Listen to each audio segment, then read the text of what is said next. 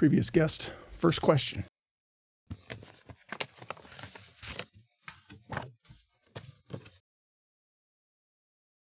Okay.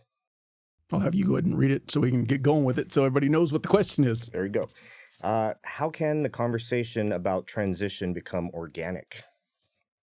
Yeah, so that's a great question. Obviously, when somebody decides to write these, they put a lot of thought because they know the audience. And so organic, I really think it comes down to being at the lowest possible denominator, the buddy team, right?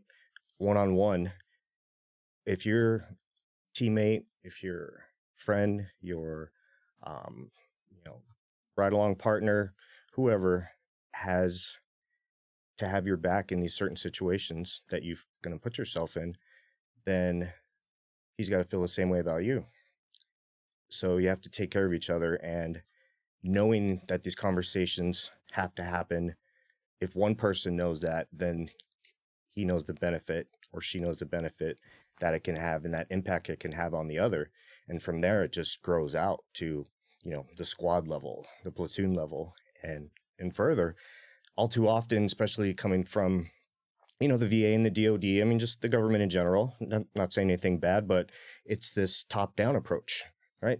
Here's what we have to do. Okay, the training and everything else, all of a sudden, people at the lowest levels are having problems. Well, what's going on? Now, the information gets passed up to the chain. We have knee-jerk reactions, and then new orders come down, and millions are invested into these new things. And these chains playing the telephone game, really. So if the two people, you and I, we're on the same, same team, same unit, and we're going to be a fire team, or buddy team, then, hey, I need to know you got my back and I got yours. By the way, man, you've been drinking a lot. I've been through some shit. Maybe let's chat before we go out there on the hillside for 3 days.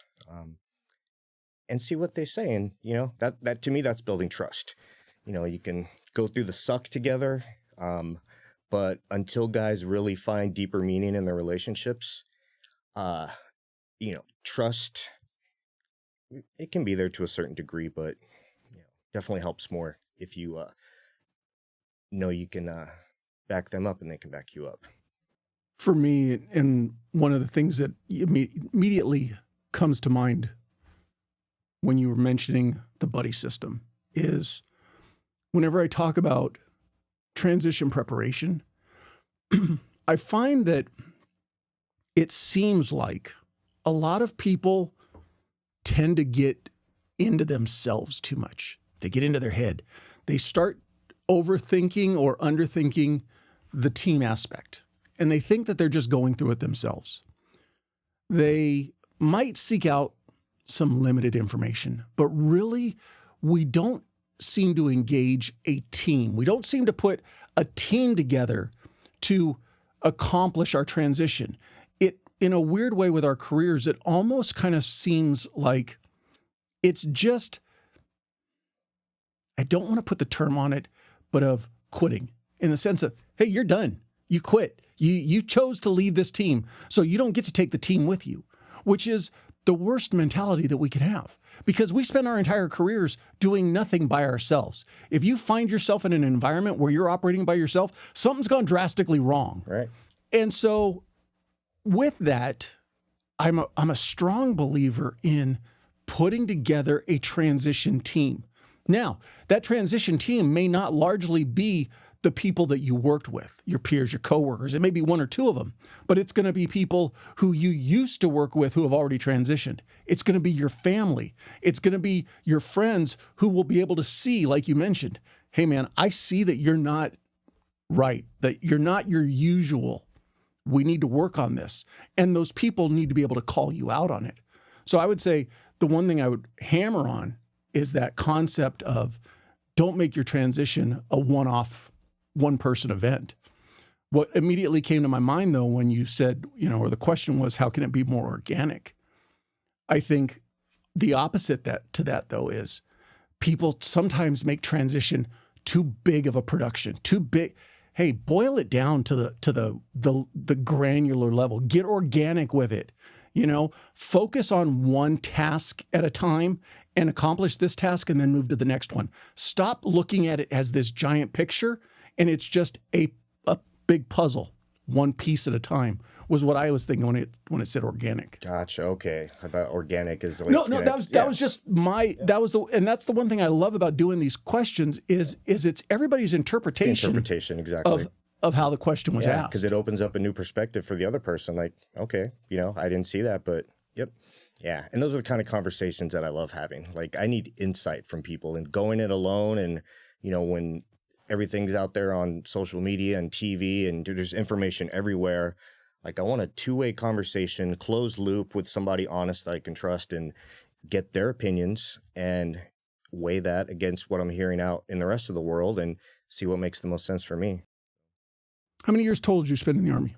On paper, 23, 21 actually there. So I was a medical retirement around COVID also. So got a couple extra points for that. I started digging a little bit into your background, and I just wanted to make sure I was clear in my head, the total number of years. But before we get into that, what I do with every guest, take them all the way back. So you as a young boy, where'd you grow up? Where's hometown? What was family life like? So, if my life were different, it's crazy how most of us base our timeline and how we grew up off of either really, really good things or really, really bad things. That story could change depending on what day it is for that person. You never know. Like, hey, I got this version from when I'm feeling awesome and like serving others and I'm living out my purpose. And then I got this version when the world's just kicking me around and nothing goes right. And, I'm getting arguments with my family. Then we have the bad version. So that whole being positive and framing things with intention that need to be in more of a, what's the word I'm looking for? More of a, you definitely don't have to frame it in a positive light. I'm not looking for the cookie cutter. Well, that's the thing. Yeah, because I'm not looking at doing either one. I'm going off of the day that I have. And the beautiful thing, though, that I found about this is as much therapy as I've had with the VA, and then on the outside, the groups, the trauma retreats, all these conversations I've had, I've picked up a little bit along the way. And the more I tell my stories, and when I used to base it off of this traumatic event, all the way from age 3 to, 6 months ago, that just brought me down even more. Because when you chart it out, you see, okay, these are events. Like, that happened for a moment, but it's affecting me for a lifetime. Why is that? When honestly, when you're not fixated on these singular events or the massive whole, fucking life's pretty good. And I look at all, if you want to go black and white, if all the white on this paper is good and there's just a bunch of black little tick marks, I've had a great life. And reframing that and having it gratitude and sharing it that way has made a profound difference for myself. You don't dwell on the stuff that brought you down. Unfortunately, there's a lot of us who come into these careers who carry a huge baggage of trauma coming in the door. With that being said, let's start with the easy stuff. Where is hometown? Or what do you consider hometown? Yeah, hometown growing up, Rialto, California. Yep. Yeah, it's here in the Inland Empire, actually. And I left there 17 years old, 2 weeks after graduating high school. I was like, I need the hell out of here. Mommy had to sign the papers to get me in the Army because I knew there was nothing there for me. And I didn't know if I had the strength or the proper male role models to point me in the right direction. And I definitely didn't have the self-discipline to do that myself either. So having a lot of uncles and grandfather, everybody who was in the military, I saw the good path that they took. Plus, I didn't want to go to college right after high school. Just wasn't ready for that. I joined my senior year as soon as I could. And I was like, I got to get out of this place. Not that it was this terrible place. I had a great, time for the most part. But a few singular events in there too that have really altered the course of my life. You mentioned that you knew you didn't want to go to college right out of high school. Was college something you were even thinking about, though, while you were coming to the end of high school? It was, because I did have a good mom that placed emphasis on it. And when she had to step in and be the sole caregiver, she went back to college, became a teacher, and she was able to support me and my sister. So she really placed a lot of good emphasis on that too. So it stuck in my head, and then I had a nerdy sister, and she was super smart. And she was focused. So I knew in the back of my mind, eventually, I realized the importance of that. So, but coming to the end of your high school time, if it was already kind of on your radar, what was it about it that you knew, hey, man, regardless, I don't want to go right to it right after high school? Yeah, sitting in a classroom longer. The military, we had our fair share of classrooms, way much more now than before. But it really, I didn't want to sit still. I was a soccer player. I played basketball. I needed to move around. And sitting still, I love knowledge. Don't get me wrong. Like, the knowledge was great. I was this kind of, a lot of us call ourselves undercover nerds because, like, hey, that stuff's kind of cool and interesting, but I don't want anybody to see I like it. So, so yeah, I had a thirst for knowledge, but more of a thirst for adventure, self-discovery, and seeing what else was out there. Like, my family history of serving, like, what was so great about it? Because I saw those ROTC kids and they just march around and get yelled at. Like, that doesn't look like fun. But I know that my grandfather fought in 3 major wars and was, the foundation of all of his success later on in life. And he was my hero. So I knew that if somebody like that turned out okay, that'd been through the military, of course, I didn't think about war. This was pre 9/11. Right. I thought, hey, that's got to be a good thing. And a bunch of uncles. The reason we even came to California is because after my dad passed away when I was 5, my mom wanted to be near her side of the family. So we relocated across from, Tennessee, right outside of Memphis, to the Inland Empire. So place I never thought I'd be back in either, but, it's turned out to be great. Were you born here and went to Tennessee, or were you born in Tennessee? No, actually. So I was a lot of moving around before Dad passed. He was a civilian for the Department of Defense. Okay. So he was like a GS 11 or 12 or something, but kind of one of the head civilian guys for like upper leadership in the commissary system. So, he's a government grocery guy. So doesn't sound cool, but, hey, it's, it took us to different countries. I was actually born in South Korea in Daegu. Yep. And I don't remember anything from those years because I left when I was 8 months old. But, we went to Georgia, and then Dad started getting sick around that time, ultimately Tennessee, where he passed, and then off to California, where actually in Rialto, that's the longest I've ever lived anywhere, 12, 13 years. After that, it's been every few years bouncing around, and we're still trying to get some stability. But your mom was from Southern California. That's what you guys came back for? Her family was, yeah. So she's an immigrant from the Philippines, okay. first generation immigrant. One of my uncles joined the U.S. Coast Guard.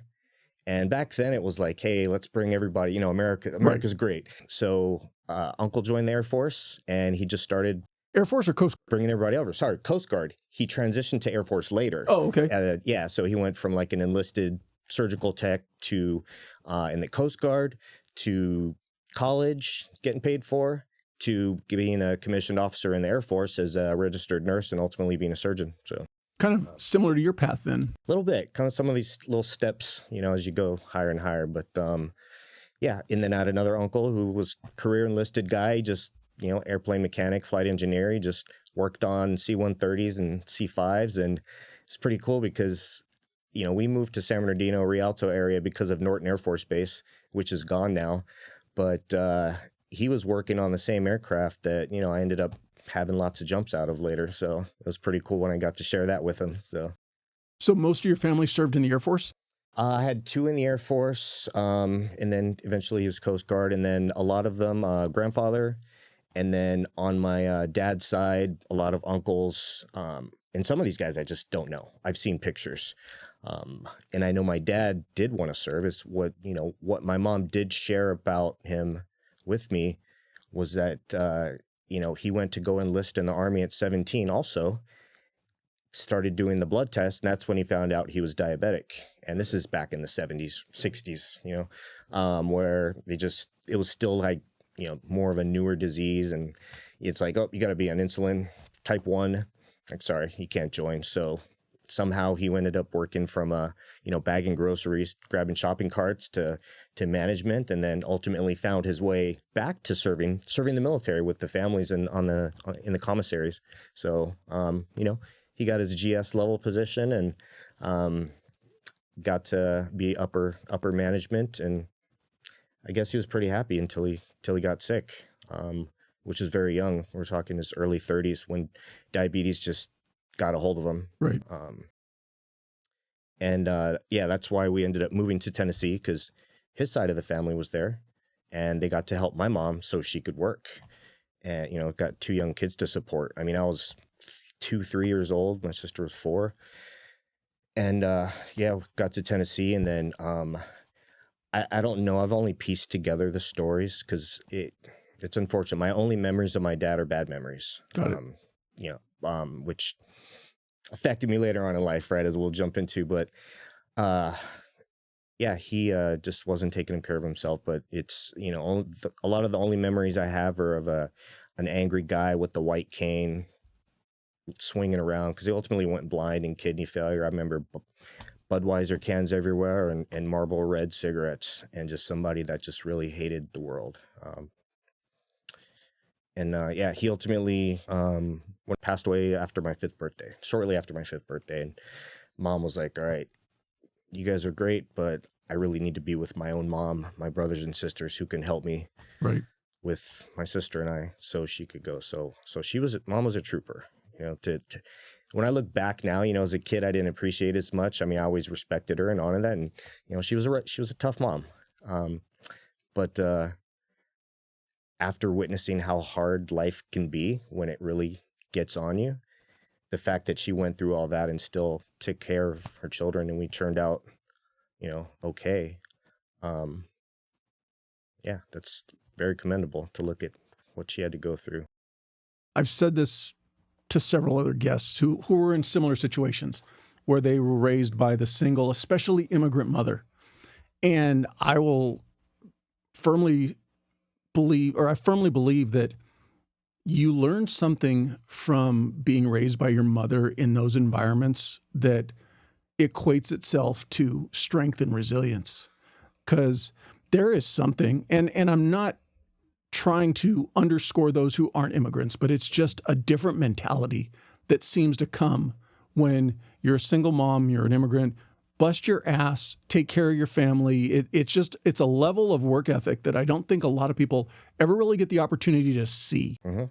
Yeah, no, I love the way you frame that too. That's it's remarkable. They got to do what they got to do, right? And in their home countries, they have support, and neighborhoods are a little tighter. But, now I'm over here, and she's got us to herself. So, I mean, looking back, I think she just hit the ground running. Because I remember her going into college, and then she graduated college. Next thing you know, she's a teacher. And, single mom teacher. We had some small benefits that my dad left after he passed. But, we didn't live like fancy or anything, but we also didn't suffer because of lack of food or shelter. And, she took care of us. Did your mom teach at the school that you and your sister went to? No, I don't know. She didn't want to do that on purpose. I didn't care as a kid, but as I got a little older, I'm like, you know what? I don't want my mom out patrolling recess. Like, this is my freedom, right? So she went to different schools, and it worked out. So, how was your relationship with your sister growing up? Mixed. Also, she had her own shit that she had to deal with as a girl, losing a father, and she had the overbearing immigrant mother. So she, started out not so great. I remember mostly good, but we had our fair share of arguments. I'll just put it that way. And she ultimately had to go through some stuff herself and see that we don't need to treat people like that. And I love her to death now. She's an amazing human being. So, but you know, as a kid, I'm like, We all have journeys of maturity to go through. we do. And some of us don't hit maturity for quite a while. Yep. When you made the decision to look at the military, was it in your senior year of high school, or had you been thinking about it and you kind of pulled the trigger in your senior year? All those seeds were planted, a long time ago. And then as I got closer, I was like, oh, college, okay. You know, I didn't really, but really my junior year and knowing like, hey, next year, like, I need to get out of here. Because there was shit going on as a teenager, right? And, you know, you don't expect, I don't know. It's just when I tell my wife these stories, because she grew up in these nice neighborhoods in Colorado, I'm like, you know, this is my normal. She's like, oh my God, that's like, okay. You know, what do we have to compare it to? Just like kids starving in war-torn countries. They're kids. They don't have anything to compare it to. They know like, hey, this sucks. I know that, you know, your body goes into fight or flight and you react to what's going around you. But for the most part, you get a bunch of other kids together. If you've got a little bit of food, a little bit of water, you're happy, you know, as long as you're not being oppressed, because that's what really messes up the psychology and the psyche of these, you know, kids overall. But yeah, I had a pretty good life, but I just got in with some crowds that I, you know, didn't have my best interest in mind. So, well, not to put Rialto down too much, it's not the greatest city in Southern California. It has its problems that just by being in and around it, you're probably going to get drawn into a lot of shit. Yeah, absolutely. You do. Yeah, just by no fault. I mean, you know, you're a kid, you're an innocent kid until you get affected by something. And this is all of a sudden your environment. You know, I mean, I was in elementary, middle school growing up with the LA riots. So a lot of racial tension, and children are shaped by that. So I got involved in some of that and realized, like, I'm not going to die here. You know, it's no war going on. I'll go join the military. Of course, if it would have been post 9/11, I mean, I don't know. I joke about that because, man, before joining the military, like I didn't want anything to do with war. I knew that the Gulf War had happened and my uncle had to like go to Kuwait or something. And he was like an Air Force guy working on planes, you know, no direct action. But I just remember that fear of like, oh, what's going to happen? And I know my grandpa had been in Vietnam and in Korea and World War II. And, you know, he hasn't shared too much of his stories in depth, but he'd made enough comments to where they make sense now, you know. And I could see where he's coming from. It's not, you know, if you have no exposure to that or no experience, just like, oh, crazy grandpa, you know, saying some shit. Oh, he needed that. Like that was building up inside him. He had to make those comments, you know, just to let it out. And I'm sure he had his own battles, but I was pretty blessed and saw the man that had crawling through 3 major wars and probably worked on himself pretty well. And I got the really cool version. So that's definitely cool because he's of the era where you didn't talk about the head noise coming back from war.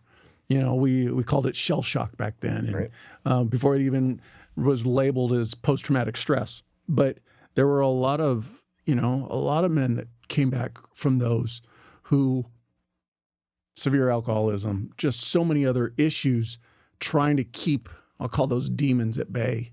And I think that's it's actually a fortunate thing that the greater majority of society doesn't really know what war is like. They reap the benefits of the men and women who put on the uniform and go to a foreign land to ensure that we stay safe here.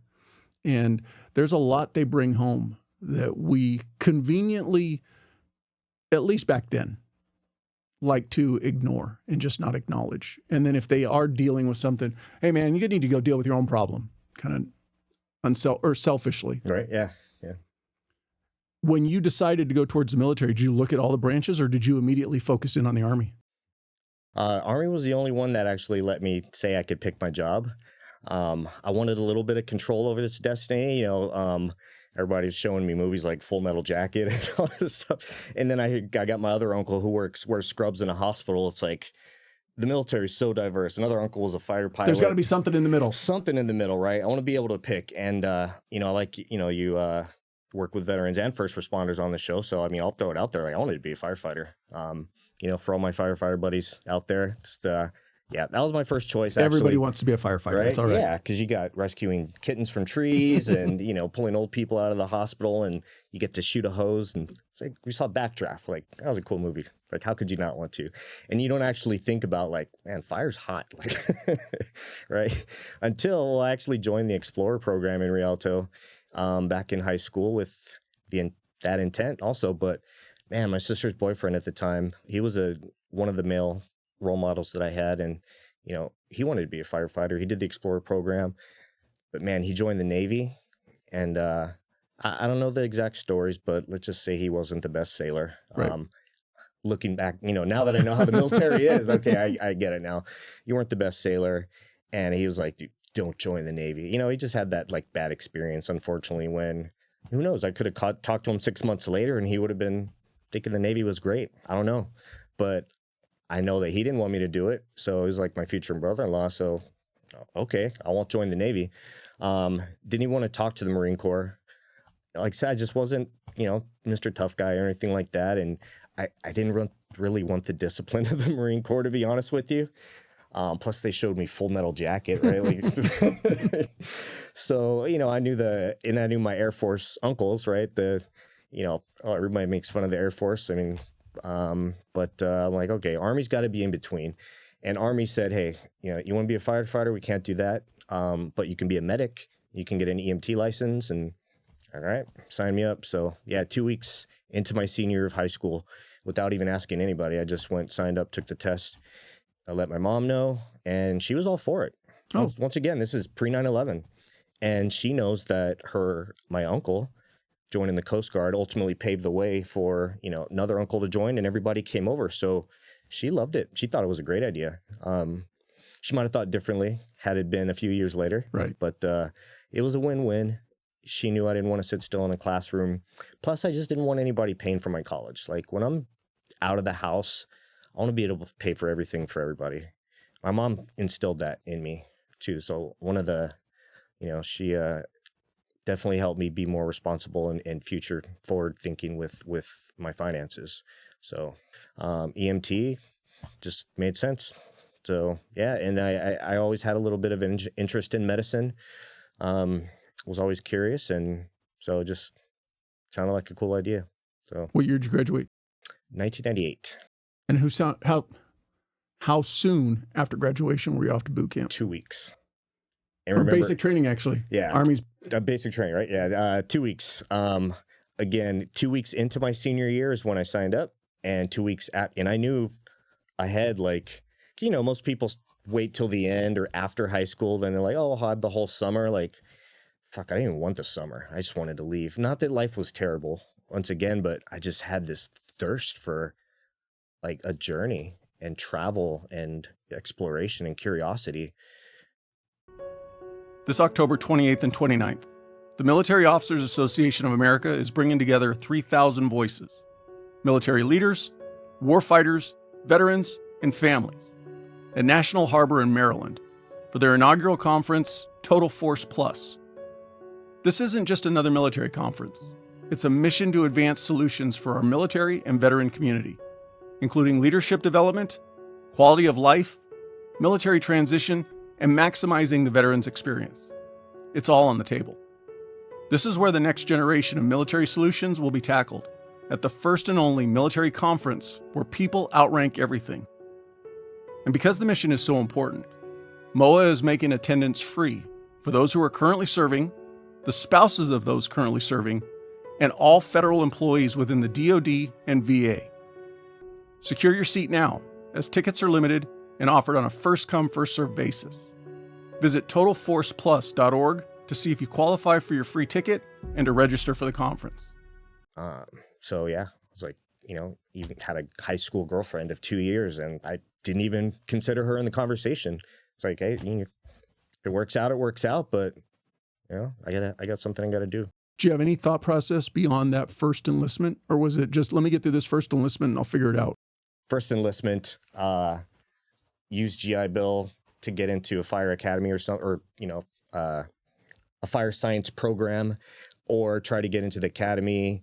I had all these different routes, Department of Agriculture, CAL FIRE. I knew that there was a lot of options there. So it was kind of like, you know what, I'll have my EMT license, a couple years as a medic. And if I get into some kind of associate's fire science program, I should be a shoo-in in my early 20s still. So Where was basic training? Fort Leonard Wood, Missouri. Yeah, they call it Fort Misery. So, yeah, and really it's the humidity. It's the South. I mean, I've lived all over the South, Kentucky, North Carolina, Tennessee, and summers just suck. Humidities, I'm sure you've had your fair share. What was it like getting in there, though, and getting into basic training? And I know you said you didn't want the Marine Corps because you perceived it as that's too much structure. But I can't imagine it was a walk in the park with the Army either. No, definitely get me wrong. Yeah, it wasn't. But I know your poster child for the Marine Corps is pretty much what a lot of people look like, right? And your poster child for the Army, that's kind of reserved for, some smaller percentages because, I just had a lot of experience and met a lot of people before that and kind of got to make, they were probably premature decisions, but I figured it was a little bit less discipline in the Marine Corps. But ever a point that you regretted it? No, I don't. Yeah, I always love getting that question too with regretting.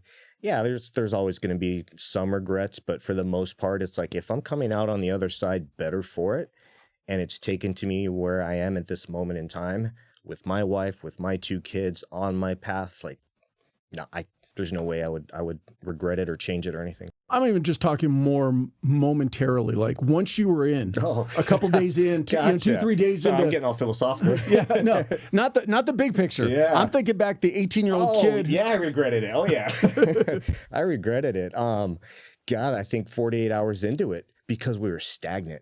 It was, it was like, hey, get off the truck and come down. It was like 3 a.m. or something, who knows? I don't remember. It's all blur. I just remember being really, really tired, but excited and like just ready for, drill instructor to come out, drill sergeant to come out and just start ripping into us. And so I was like, here we go. Let's do it. And it was just this quiet old reception, just come on in. And, we eventually had that. I was going to say, was it just the calm before the storm?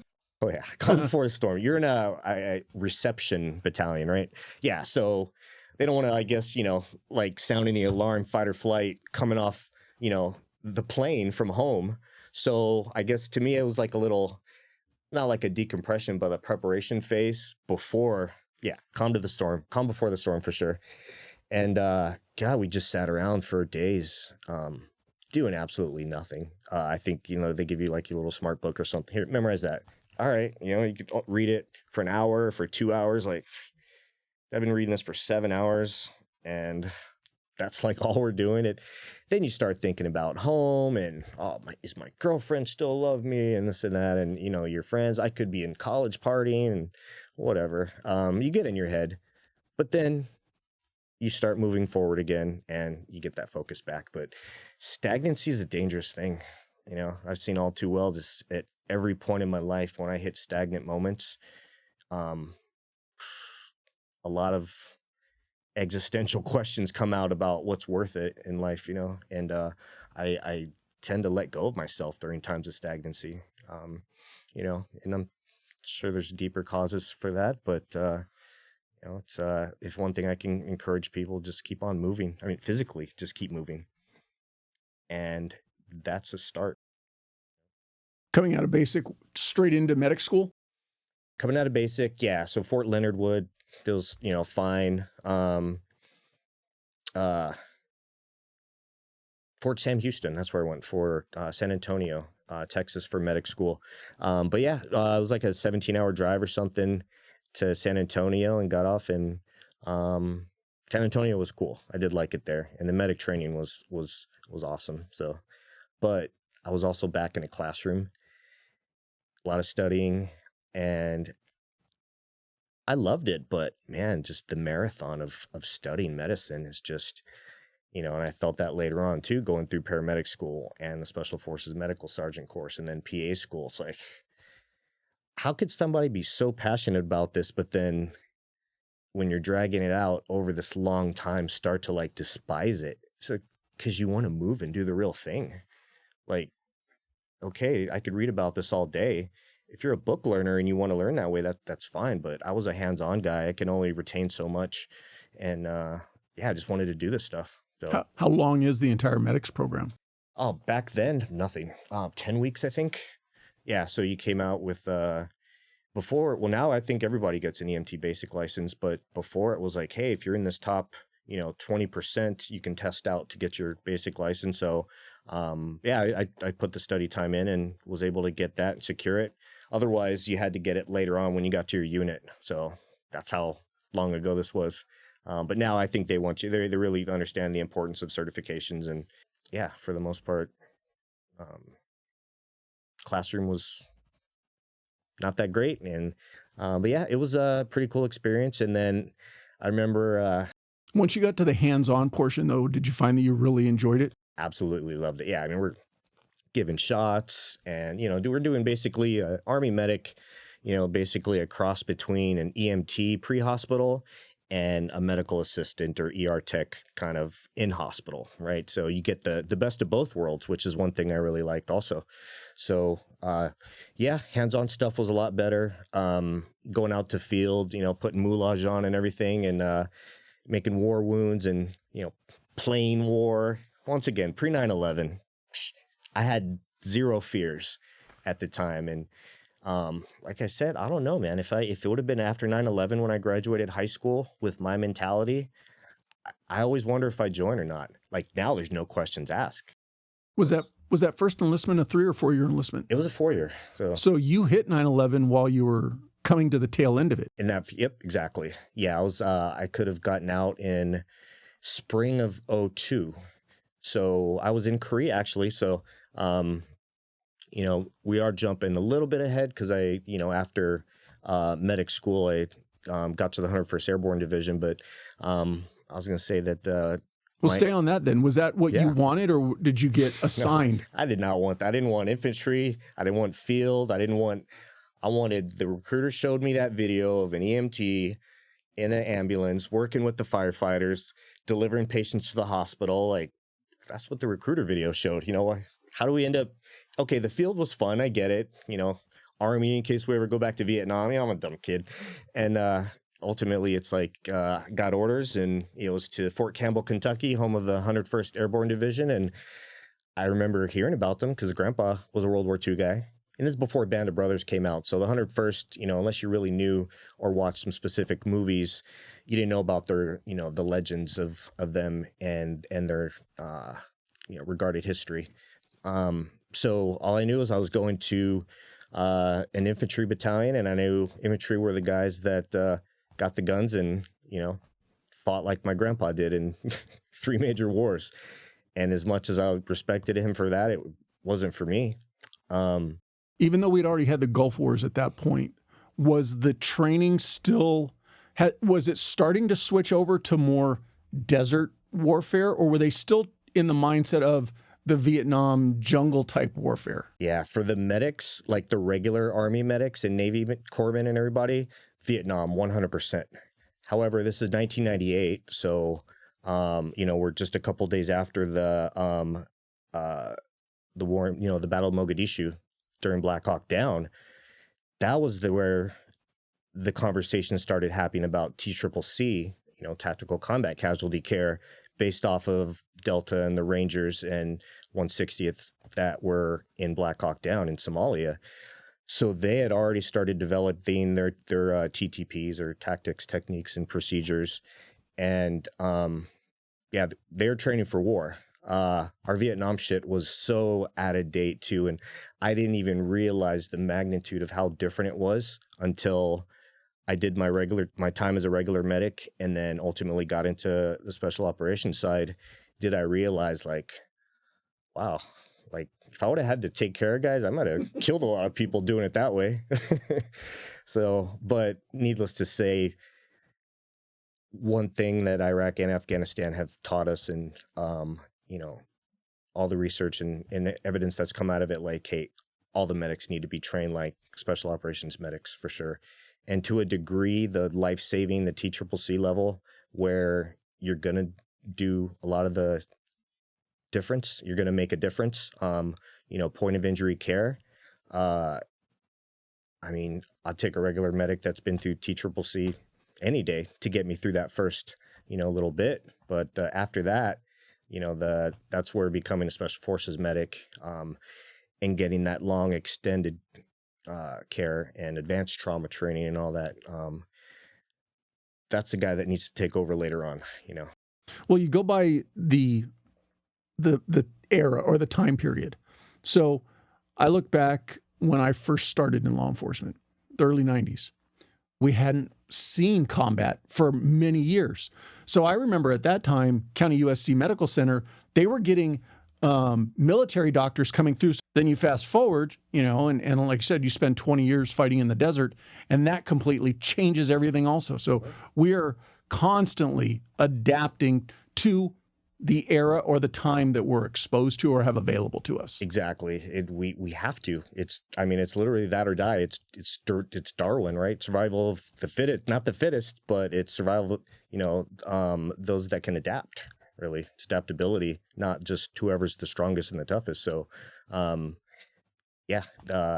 medicine has taken that same evolution based off of we're just not saving enough people, what it came down to. So, but seeing that transition from late 90s to now, I think we've come a long way, and for the better too. Nobody's ever going to be perfect, and those are things that I've learned lessons the hard way, self-imposed. Well, it's just learning the lessons. What's it? The first 3 minutes or the first 5 minutes after a traumatic injury has some of the biggest impact on recovery and survival. Oh, absolutely. Yeah. I mean, you lose enough blood or oxygen, that's it. Like you're not going to last that long, and the body can only compensate so fast. Right. So yeah, that's why, tourniquets, a piece of cloth and metal with a plastic, how many lives have those saved over the years? I mean, we're talking tens of thousands probably. Right. Just sealing chest wounds, those basic things, needle decompressions. It's pretty cool to see that the military and tactical care, combat casualty care really came from those Black Hawk Down days and not the Vietnam days or the World War II. And you can see the difference in the casualty rates and the numbers. But our medical evacuation system has a lot to do with that also, right? So when you got to the 101st, did they give you the opportunity to jump, and did you want to? So at that time, by then, the 101st had already been deactivated as an airborne unit. Yeah, so looking back, we'll use Band of Brothers. That's the example that most people can think of when they think of the 101st. They had the 82nd Airborne and the 101st Airborne Division. And they still call themselves the 101st Airborne Division, but now it's, not now, years ago, air assault. So your big thing was helicopters, mobile air cav, light infantry, air assaults, in mass forces, and not so much the, jumping at airplanes anymore. So 82nd Airborne, they left it to them. They're pretty much the last, major unit to exist at the Airborne Division level. So you mentioned that you were in Korea on 9/11 and coming to the end of your enlistment. So how does the progression happen from the 101st to, or were you still with the 101st in Korea? I actually PCS'd or did a permanent change of station from the 101st to Korea. But so I'm looking at how I can transition back to this. 101st Airborne Division, I get dumped off, there during Christmas, and like a week before Christmas or something like that. So, and I get put in this, crappy barracks room, and it's just a mess and nobody's there. It's like, those are none of those moments where I regretted doing here. It's like, it's about to be Christmas. It's snowing outside, which is cool, but I'm all by myself. This sucks. You can only call so many people, social media back then and FaceTime. So, Were there not a lot of medics assigned to the 101st? No, there was. This is Christmas break though. Everybody was on leave. Yeah, everybody was on leave before the big, they didn't have any deployments right away, right then and there, because it's all broken up by battalion and by task force, right, depending on the mission. So during that time, end of 1998, nothing major going on for us to jump into. So guys were taking leave, and it was only a handful of people there. So it got depressing really quick because once again, I needed to keep moving. Like, I need to do something. Luckily in this, I'll definitely count this as some of the blessings I've had in life is, even though I didn't get to spend my childhood with my grandpa and my cousins on that side, being stationed in Fort Campbell, Kentucky, I was only 3 hours away from Memphis. And I was down there every chance I got to get some good quality grandpa time and uncle time. And I needed good, solid, older male role models. I needed uncles. I needed a fucking dad. So I really was craving that. And the fact that I got to go with my older cousins and then my grandpa and really learn all of this then was pretty cool. Had you had much like interaction with your grandfather after you moved to California? No, I think we traveled there once, and then again once for a couple days, really. He went to California once, so little spurts. I mean, this is over 12, 13 years, see him like a couple days here and there. So the reason why I asked that is obviously there's no way for you to know this because you didn't have extended interaction with him. But you mentioned how he dealt with his own stuff. He worked through some things from the wars that he experienced. But I wonder if he looked at you and talked to you differently once he realized that you were wearing the uniform. I think he did for sure. Absolutely. Yeah, looking back, because especially, he was, World War II, that's where the 101st got really famous, and he knew all about them. So he was so proud that I joined, and son, you're in the infantry. Like, all right, let's make a man out of you. So how was your time at the 101st? Yes. Overall sucked because we spent a lot of time out in the woods and a lot of time stagnant. You're going to hear this common theme, right? Fast forward. So I get to the unit. Obviously Christmas ends, everybody's coming back, and we're going in the field in a couple days. Like, okay, well, the field, we're going to go do the stuff we did down in Texas and run around and, play guns. And this is a light infantry now. So a lot different. So I was excited actually. So I think that fear, once again, there's no wars going on. So that fear of like turned into kind of curiosity and excitement, even though it was only 10 degrees outside. We were going to be out there for 2 straight weeks. Like, here we go. You wanted adventure. Like, let's go. Be careful what you ask for. Be careful what you ask for. And you know what, man, when I got there to the medical platoon, like, they you're in the infantry, so everybody's tough on everybody. So some of those guys were a little bit rougher than others. But man, when you get to the line and you become a platoon medic, they cherish you. Like, I'm an E2. I got there as an E2. And I know they treated their E1s and E2s and E3, E4s like crap, right? Like, anybody that outranked you in the infantry could treat you like crap, right? But we had some good dudes, and, they didn't ever have me, like, do anything that I didn't want to do. They're like, hey, you want to get dirty, roll up your sleeves? Jump right in. We'll treat you as an equal. He's like, but don't think you're not going to get special privileges because, if we need somebody, you're it, doc. And that was the first time I was called doc. So I thought that was kind of cool because as medics, as corpsmen in the Navy, hearing that term, it's like, wow, that's doctor. Like, these men actually, like, I'm going to be useful for something. So that was pretty cool. And did our time in the field and did really good, actually, compared to, I don't know. Oh, I'm starting. I know the story that's coming here. Made some friends and got really close with those guys. And, we're on our way to Egypt.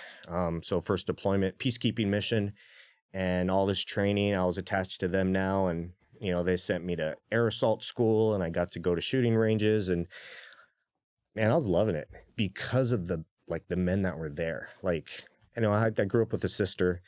I had some cool friends and cousins, but I never had a brother. And when they call you doc and they call you brother, 18-year-old kid, it's like, man, this is really cool. So I got exactly, I think, what I was looking for.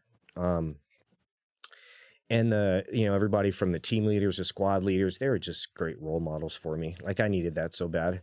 And that's one thing I do want to share, with guys thinking about making that decision. Like, if you're looking for initiation from men that have done good things and do have your best interests. Like, for the most part, you're going to find a lot of those men in the service. But yeah, we're training to go to Egypt. A lot of alcohol between the field. I'll just say it. A lot of alcohol. But I'm an 18-year-old kid, but hey, there's no colleges around. That's what we did, right? We drank in the barracks.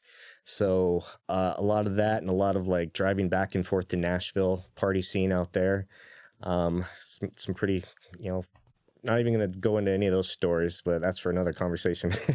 That's for your book. That's for there you go. Right. Yeah. The edited version, or the unedited version. Right. So we're all getting ready. We get to Egypt, and, I'm in 1st Platoon, Alpha Company, and one squad goes to Sector Control Center 5 in this camp, and the other squad goes to, this is the memory thing, the mind thing. The other location. It's somewhere in the notes. Oh man, yeah, this is the memory stuff that which gets scary. I'll delve into that later. But yeah, it was great. I mean, we're living in the Sinai Peninsula in Egypt. We're spending 3 weeks on these remote sites. I was on the beach of the Gulf of Aqaba, which is just one of the Gulf between, Jordan and Israel. So Jordan, and then the Sinai, and then all the way up is the Port of Eilat, which is in Israel. So I'm like, all right, I wanted adventure. I got, camping out in the snow and tornadoes in Tennessee to, we're in freaking the Middle East on the beach of a Gulf I've never even heard of. I'm like, this is what I was looking for. And once again, it was the guys that really made it special. Yeah, there's a whole lot of guard duty, rotations, training, inventories, and sightseeing. So, you spent 3 weeks, I guess we'll just call it like out on sector or out in the box, where you're doing the peacekeeping stuff, which is basically just like looking around and identifying, like, make sure Egypt and Israel don't, have a nuclear war between each other or don't start one. And it was beautiful out there. There's, for those that can appreciate a mountain desert environment and the beauty of that, it's so cool. And the history, just being in, where Mount Sinai was, where Moses received the 10 Commandments, and, the Holy Land's just up the hill there, or up the Gulf there.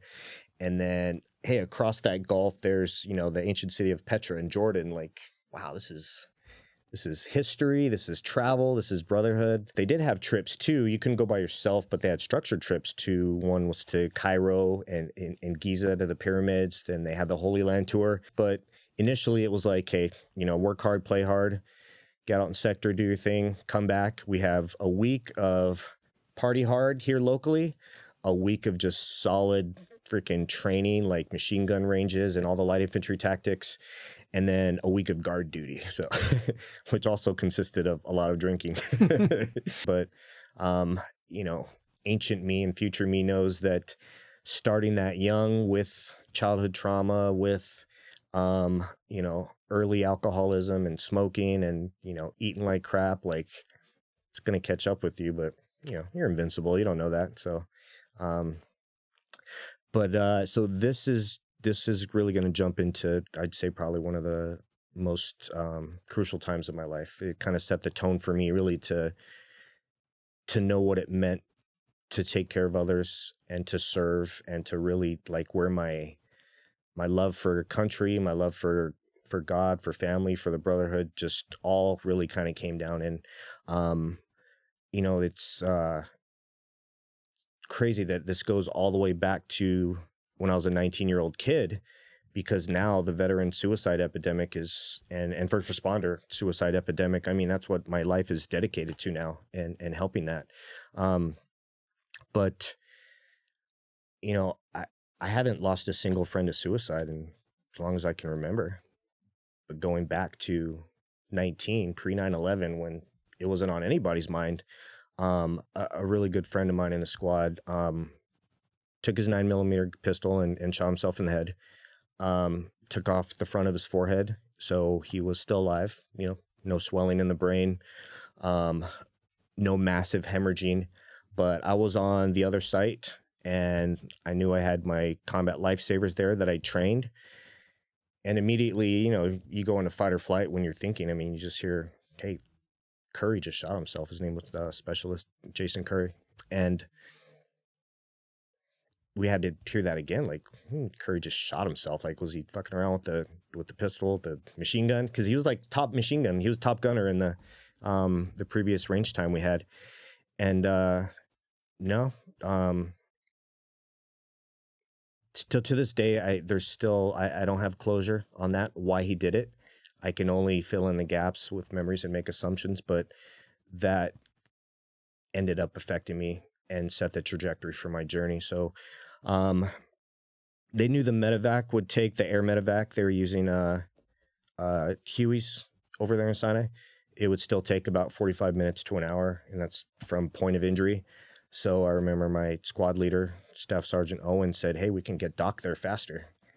So we had our little ambulance, had my aid bag, and a guy named, Sergeant Bill Self was old crusty cranky former Navy guy who found himself as Army infantry. He's like, Doc, let's roll. So him and I hopped in the car, and I'd never seen a friggin' van drive so fast in my life. And the whole time I'm just like going through my head, because back then it was, sprained ankles and, colds and handing out Motrin. And what was the distance between the two sites? Distance, I couldn't tell you. Time, average speed limit was about 45 minutes. I think we got there in under 30. Thank you, Bill Self. But I just remember that to this day, it's like, hey, we can get there. We could get Doc there a lot faster. So I knew that I was going to be the first. But even hauling ass, it was still a 30-minute drive. Still a 30-minute drive. And, the way he positioned his pistol, not, pointed up, barrel towards the brainstem, but side from his forehead, laterally. It was a clean through and through with the 9mm. So he, the swelling hadn't got to the point where it was going to kill him right away. So he was alive, and the squad had done the best they could have. With those types of injuries, they're mortal wounds, but you don't think so back then. He tells me I can make a difference, and I can make a difference. And you're going in, you remember your medic training. Like, God, some of the instructors tell you, like, you're God. You're playing the difference between people living or dying. Like, that's why they're so rough on you, and repetition and muscle memory with your hands-on training. So in my head, I was like, okay, I could save his life. So I just remember getting on scene and running out, and had my gloves on and suction, and I was ready to go through my ABCs and this and that. And, got there, and, one of the guys, Parker, was giving him mouth to mouth. I'd already seen a couple other guys with blood on their mouths breathing for him, because they knew rescue breathing. They bandaged the wound. But after that, it's like when you're gurgling on blood, all they knew is that they had to scoop it out and they had to breathe for him, because they were getting med control, and they knew basics. So, I got to run up on that, and it looks like the giant medical box just exploded with stuff. That's it. All the anxiety and the nervousness and everything just went away, and I just went to work and did what I could. It doesn't scare you during, right? You got adrenaline pumping, and you're thinking you're making a difference, and you're doing everything right that the book tells you, and you don't even think, is he going to live or die? It's just you're in go mode. So I just remember getting my suction device and suctioning. We had suction now. We didn't have to manually take it out. And then I just started rescue breathing myself. As a medic, I thought of, I had my mask. These guys obviously not thinking medicine first. They're just thinking, like, I need to breathe for my brother down there. So got the mask, and I just started breathing. And next thing I know, I feel like I was there for, I don't know, when I look back, sometimes it feels like I was there for 30 minutes working on them. Other times it feels like I was there for 3 minutes looking at them, you know, so long ago, and a lot's happened since then. But all I know is that you know, my PA showed up on the Huey. I didn't even know what intubation was at the time. I wasn't like, regular medics weren't trained in that, ENT basic. So, you know, I just know that he, you know, laryngoscope and right away, bloody airway. And, you know, now we go straight to cricothyroidotomies and trachs if you got that bloody airway. There was none of that back then. You know, guys were still figuring shit out from Somalia. So they At that time, were PAs military officers? Yes. Yeah. It was PA. So Lieutenant Eric Hoffman was an officer there. And, you know, all I know is that they took him off in the helicopter towards Israel. And the story back was pretty sure he passed away in the aircraft, Israel. But as long as my boys in the squad had him, and as long as I had him, he was still coughing out blood, and we were still getting pulses. So we have that. And then, yeah, a couple people checked in on me. You know, how'd you do? How'd you handle that? And this and that. And hey, we, you know, talking to everybody, you did everything right. And, you know, I think one guy asked me, like, you know, there's nothing you could do. But in my head, I'm still like, oh, you know, I could play God, or I could have done something. What if you start questioning yourself, and then you get in your own head, and then you just want to be better. So, yeah, I took that, and that's still, I've told that story so many times, and with therapists and psychiatrists and trauma groups and everything. Sometimes they're easier than others, but that's still, you know, one of the key moments where that altered the whole course of my life. Like, I have to do better. But then another part of me was like, do I really want anything to do with this? Like, having to work on your own friends like that.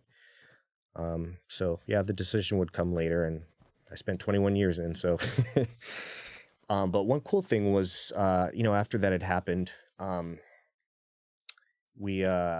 got to go on the Holy Land tour to Israel. And I was, you know, raised a Catholic, and, you know, we had the picture of Jesus and the crucifixes and the rosaries and everything that Filipino Catholics have. And but yeah, I got to go the Holy Land tour. I mean, we're visiting the Sea of Galilee where Jesus walked on water, and, you know, we're going to Christ's tomb and the Church of the Holy Sepulchre, and learning about the Holocaust, right? All this, and I was a history nerd, so I loved it. And I just lost my friend a few weeks prior, just had that event, and now I'm sitting here like looking at the birthplace of, you know, the three major religions of the world and the story of Christ. And I don't know, I got a little, I don't want to say hyper religious or what, but something up there was telling me, like, all right, you're going to do greater things in life, and you're meant for something much higher than yourself. So having that so close to after that happening was, I think, pretty important for setting the stage for my life later on. Right. So, and then, yeah, we redeployed, and well, the rest of the time we were there, you know, it was drinking and Uneventful? Pretty much. From a military standpoint. From a military, absolutely, yeah. But yeah, uneventful for the next part. And, you know, we're coming home from Egypt, and first time I, you know, had to come home. Didn't have a girlfriend nearby, family, everything. So you come home to the barracks, and there's the sign on the wall about the memorial they had for Curry. And you know, a little welcome home thing and this and that. And it's like, all right, you get into your own room and the calm and the quiet. So, yeah, hey, pick me up some alcohol while you're down there too. So, yeah, a lot of drinking by myself.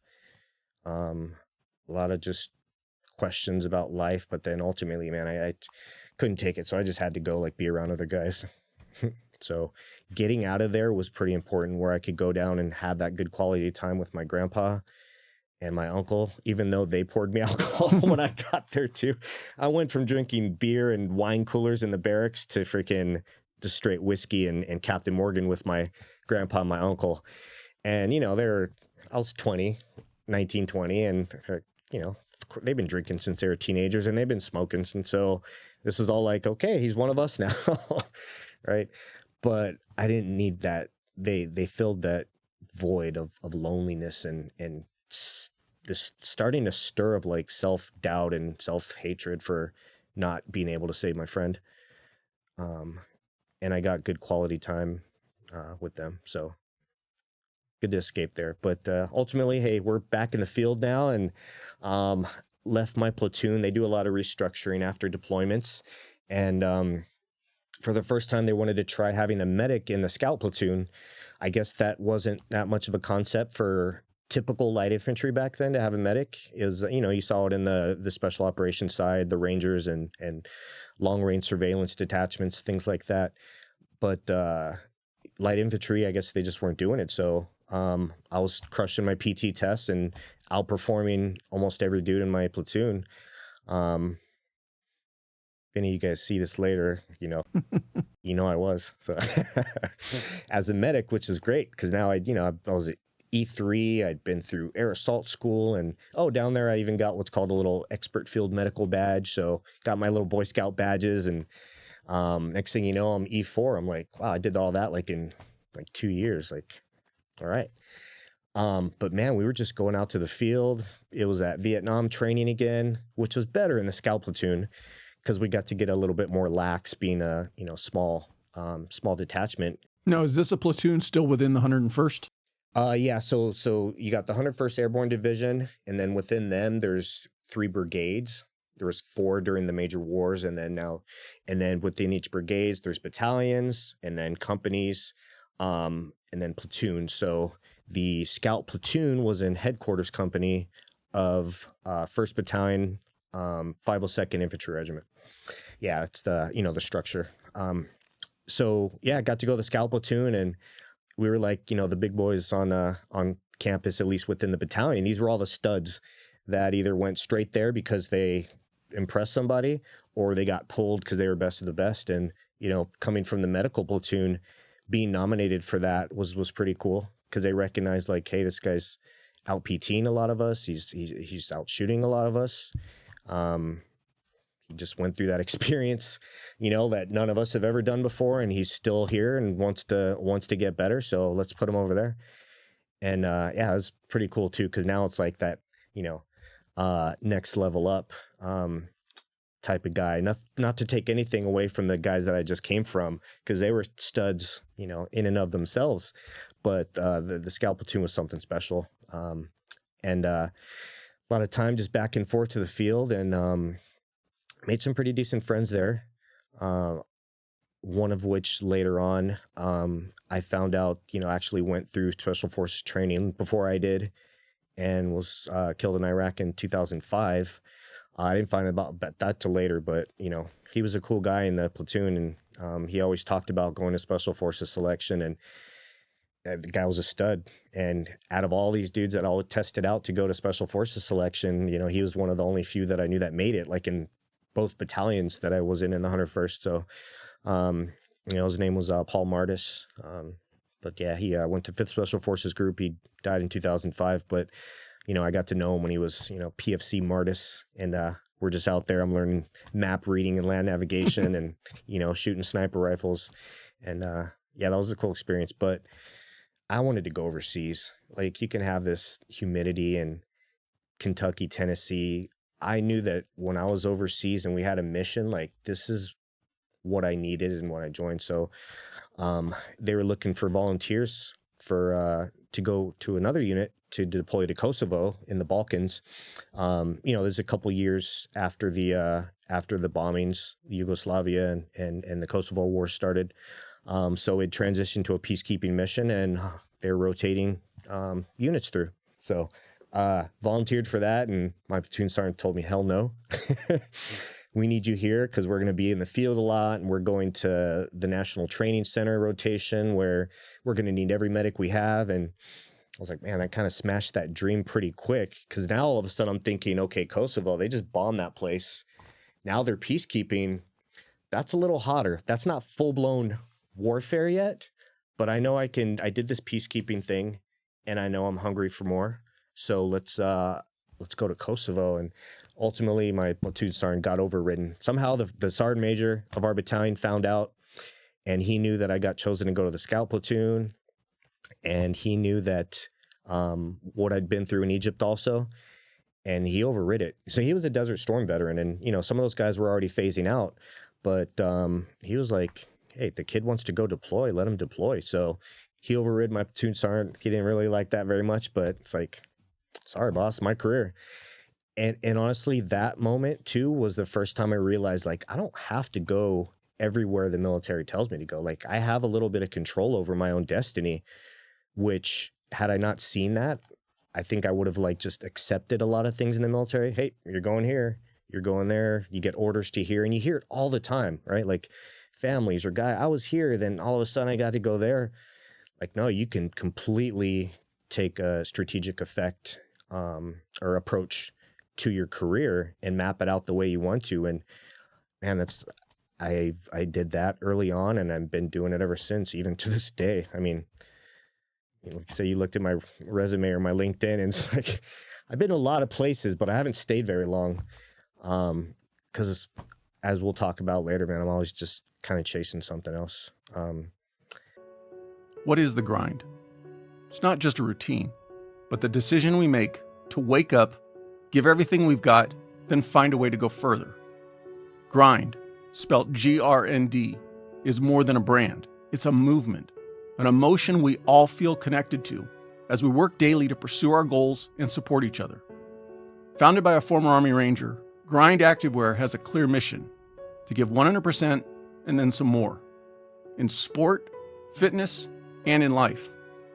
Functional, high-quality performance wear that's rooted in American culture, because you demand gear that outworks the rest. Whether you're on the field, in the gym, or building your own lane, Grind is for those who refuse to settle. Go check out the Grind Collective, that's the grndcollective.com, and tap into something bigger than clothing. And while you're there, use the promo code TRANSITION15 to get 15% off your purchase. But yeah, left them, and now it's like, hey, you're going to Kosovo. We got a whole new unit. Now I'm an E4, a couple Boy Scout badges. And because of that experience, I had more experience than most of the guys there already. The medics that were already there. And they sent me off to be the sole company medic. So now it was like, hey, I gone from like a line platoon. Now you can be in a scout platoon. Now you can take the whole Delta company anti-armor, company by yourself and be the medic for all of them. And that was pretty cool because, like, hey, here's a little more responsibility. Here's a little more. You prove yourself. Hey, you get a seat at the next table. So, yeah, I got to be the company medic of them. And Kosovo, uneventful as far as personal, like, traumas that I had to work on. However, learning about the history and the stories that come out of that and meeting people that had suffered the way that people do when there's ethnic cleansing and genocide going on in your homeland, that definitely affected my soul later on in life, learning about some things. And I mean, I remember not really seeing too much, but seeing the aftermath of it, seeing amputee kids or, old people missing, half their face or whatever. And same thing though, kids are just happy. They're just kids. They don't know any better. Right. They're in this war-torn country, and yeah, there's still bombs going off every now and then, but no major wars, and these kids are happy. Like, I want to help these people. So I spent the first 3 months of the 6-month deployment with Delta Company and, doing mounted patrols and infantry stuff. And then I went to the mortar platoon for a while. So now I'm getting all kinds of experience in a light infantry battalion. And that, would help later on as I entered the Special Forces world. But, the next 3 months, this is where I fell in love with medicine because I got sent back to the medical platoon. Guys were coming and going, can't remember much, but they needed me. They needed somebody more senior to go help out with what we called MedCaps, or medical civil action programs, medical community assisted program. There's a million different acronyms for it, but MedCaps. So we would go to 6 different sites, 3 times a week. We would go to like a bombed out church one day, a bombed out school the next day, and then this little village, whatever rock building that is, the next day. And for 3 months straight, it was, hey, every couple days we're rolling out and we're winning hearts and minds, and we're going to be taking care of women and children who have seen suffering on, a mass scale on a greater level. And the fact that we could do basic things like bring Tylenol and cough drops, listen to their lungs, give the kids candy, check blood pressures. I mean, they love the Americans, because we were going to Serbian villages and we're going to Albanian villages. So there was no like, hey, we're choosing sides here, right? Like, no, we're taking care of everybody here, similar to later on as I'd learned in Iraq between, the Sunnis and Shias over there. It's like, hey, America, we're just going to insert ourselves because a lot of innocent people are dying. And if this doesn't get taken care of now with our intervention, this is going to spread across the borders and eventually over. So I really started learning this concept of, hey, we're protecting the homeland by going overseas and keeping cancer and tyranny from spreading out like exponentially. And I got to see it at the ground level with the people that really mattered, with the women, the children, regular people. Human beings are amazing. And, just like we have our own families here, similar, just some people push their disagreements too far and others have to suffer for it. So That's an understatement. yeah. As far as coming to the end of that first enlistment, was at the end of that enlistment when you decided I'm going to make a career out of it, or was it I'm just going to do one more enlistment? And at what point did you get the opportunity to go through the SF selection process? Yep. Yeah. So that was, came back from Kosovo. Now it's like, okay, winning hearts and minds and a love for medicine. I got 2 deployments under my belt, still no wars. When I was in high school, like before I left, I wanted to make sure the next thing was set in place already. I didn't want to go back and be stagnant in Fort Campbell, Fort Campbell, Kentucky. I needed to set the next thing up, or else I would fall back into old ways and I'd be in the barracks drinking and living out in the field. And I didn't want that at all. So while I was in Kosovo, I put in the paperwork to volunteer to go to Korea. And this was now not as a deployment, but this was like by myself, PCS or permanent change of station.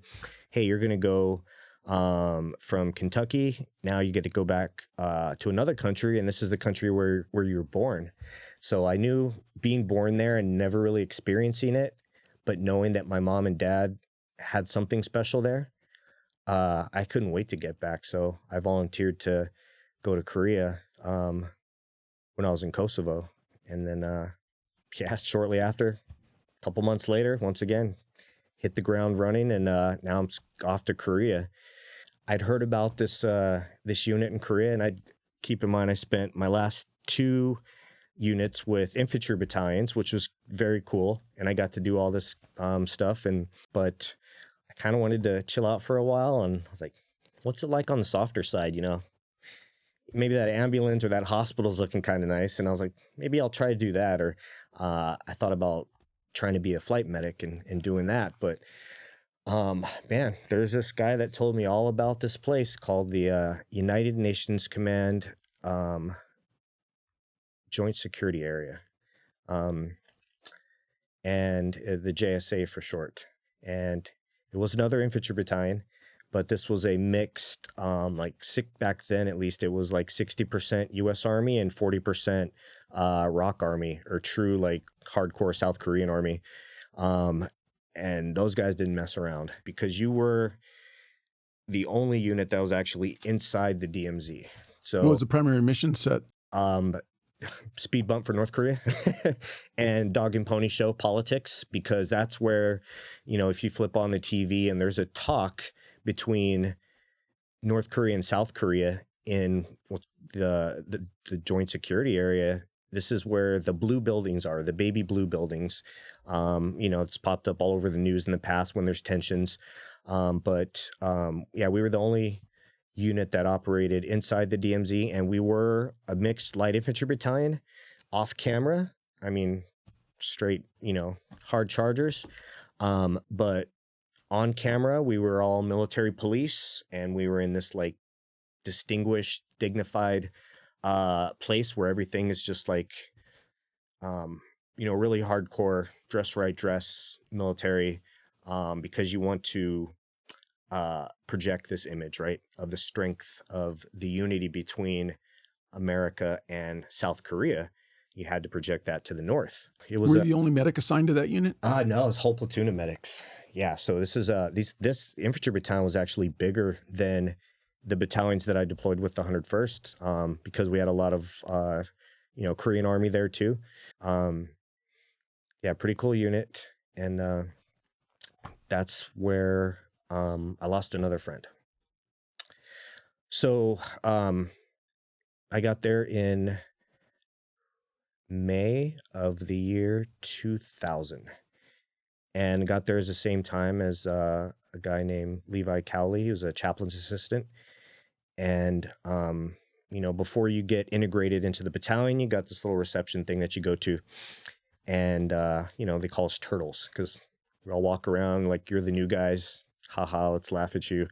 They march you around, do all your in processing. So half American, half Korean Army, and we did it together, and I just became good friends with Levi while he was there, while we were there. And the guy, talk about one of the just nicest human beings. Young guy, 21 years old, married. All of a sudden, he gets to go to Korea, would leave his wife behind. But one day, him and another guy were at the swimming pool, and they were seeing who could hold their breath underwater longer. And we got a call on our radio because the medical platoon were isolated from everybody else, but we still have our radios to keep touch for, because it's like, hey, if North Korea comes, you guys got to be ready. He ended up passing out, holding his breath underwater, and came up not breathing. So the lifeguards, our friends there, they started basic life support on him, and we got called over, and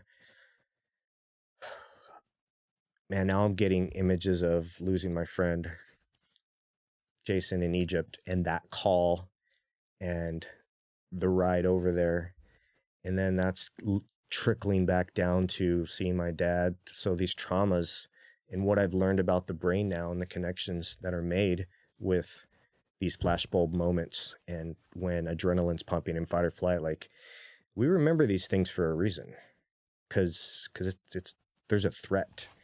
But we got to him, and he was already a little blue. So we ran a code on him, and my PA at the time too, Captain Howie Hayslip, he was legend in and of itself. He's a 82nd Airborne guy who jumped into Grenada, and he was like a legend in our area, and we all looked up to him. So we're saving him.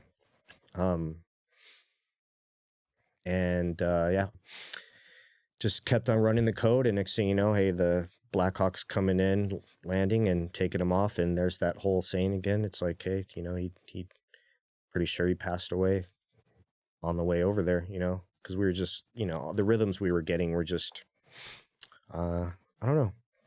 But that stuck with me for a long time until I finally got closure with that. And we will back up and tell this, but I guess to close this story out, it wasn't until I was in PA school about 12 years later that I found out my PA was in San Antonio, retired while I was going through PA school. And we kept in touch here and there, and the question had been eating away at me. I don't know why I didn't ask the whole time, but I had to go see him in person. And I was just like, can you just tell me what happened? Like, we never really talked about it. And he might have, we could have done a critical incident stress debriefing. I honestly don't remember. But he's like, yeah, Levi, he already had a blockage of like 70% of his left anterior descending artery, which is the vessel, the cardiac vessel, coronary artery that they call the widowmaker. So, that's the biggest one that feeds the left ventricle. That, if there's a big blockage of that, you're probably not going to come back unless you're like on a hospital, in a cath lab, ready to go. But yeah, 21 years old, married, man of God. It's just, once again, one of those things that kind of hits you hard. Like, why are we losing these, these good people? What have they done? If not to just like want to be better themselves and help others. So that kind of, that happened. And then 9/11 happened shortly after that. And everybody has their 9/11 story, but I was in Korea. That hadn't happened too much, timeline's a little blurry, but it had already happened. And watching TV, I think we're watching soccer or something, drinking.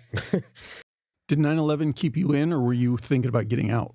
I was already getting ready to get out, but join the National Guard, like leave active duty, move to New Orleans, where my cousin was now living, partying it up, Mardi Gras, all this stuff. But I had this plan too of like joining the National Guard, still doing the part-time thing, kind of 1 foot in, 1 foot out. But then chasing after that fire science degree and pursuing the firefighter. And this is through New Orleans. And this is pre-Hurricane Katrina also. So, right. Once again, had I known afterwards, like Katrina was there, like, I don't think I would want to go to New Orleans. But my cousin was there and he was living the partying up. And I knew that after all the infantry battalions have been and dudes I've been around and, like I wanted to live kind of like a regular life with, just back into society and pursue that firefighting thing. But yeah, 9/11, and man, seeing some of the first guys go in, obviously now we know that, CIA contractors or CIA guys, special forces teams from 5th Group, some of the first boots on the ground guys. Some of the first conventional guys were guys from the 101st Airborne Division, different battalion. It was the 187th Infantry Regiment, the Rocket Suns, and they were going in initially early 2002, right there with SF and CIA, and going after Al Qaeda and the Taliban and Bin Laden. When I saw that patch on TV, like I got really hungry to be there with them. And I was in Korea, already kind of winding down, looking at getting out, and it's like, how much time did you have left on 9/11? Ballpark. Yeah, 8 months. Maybe? Okay. Yeah, 8 months. So, less than a year.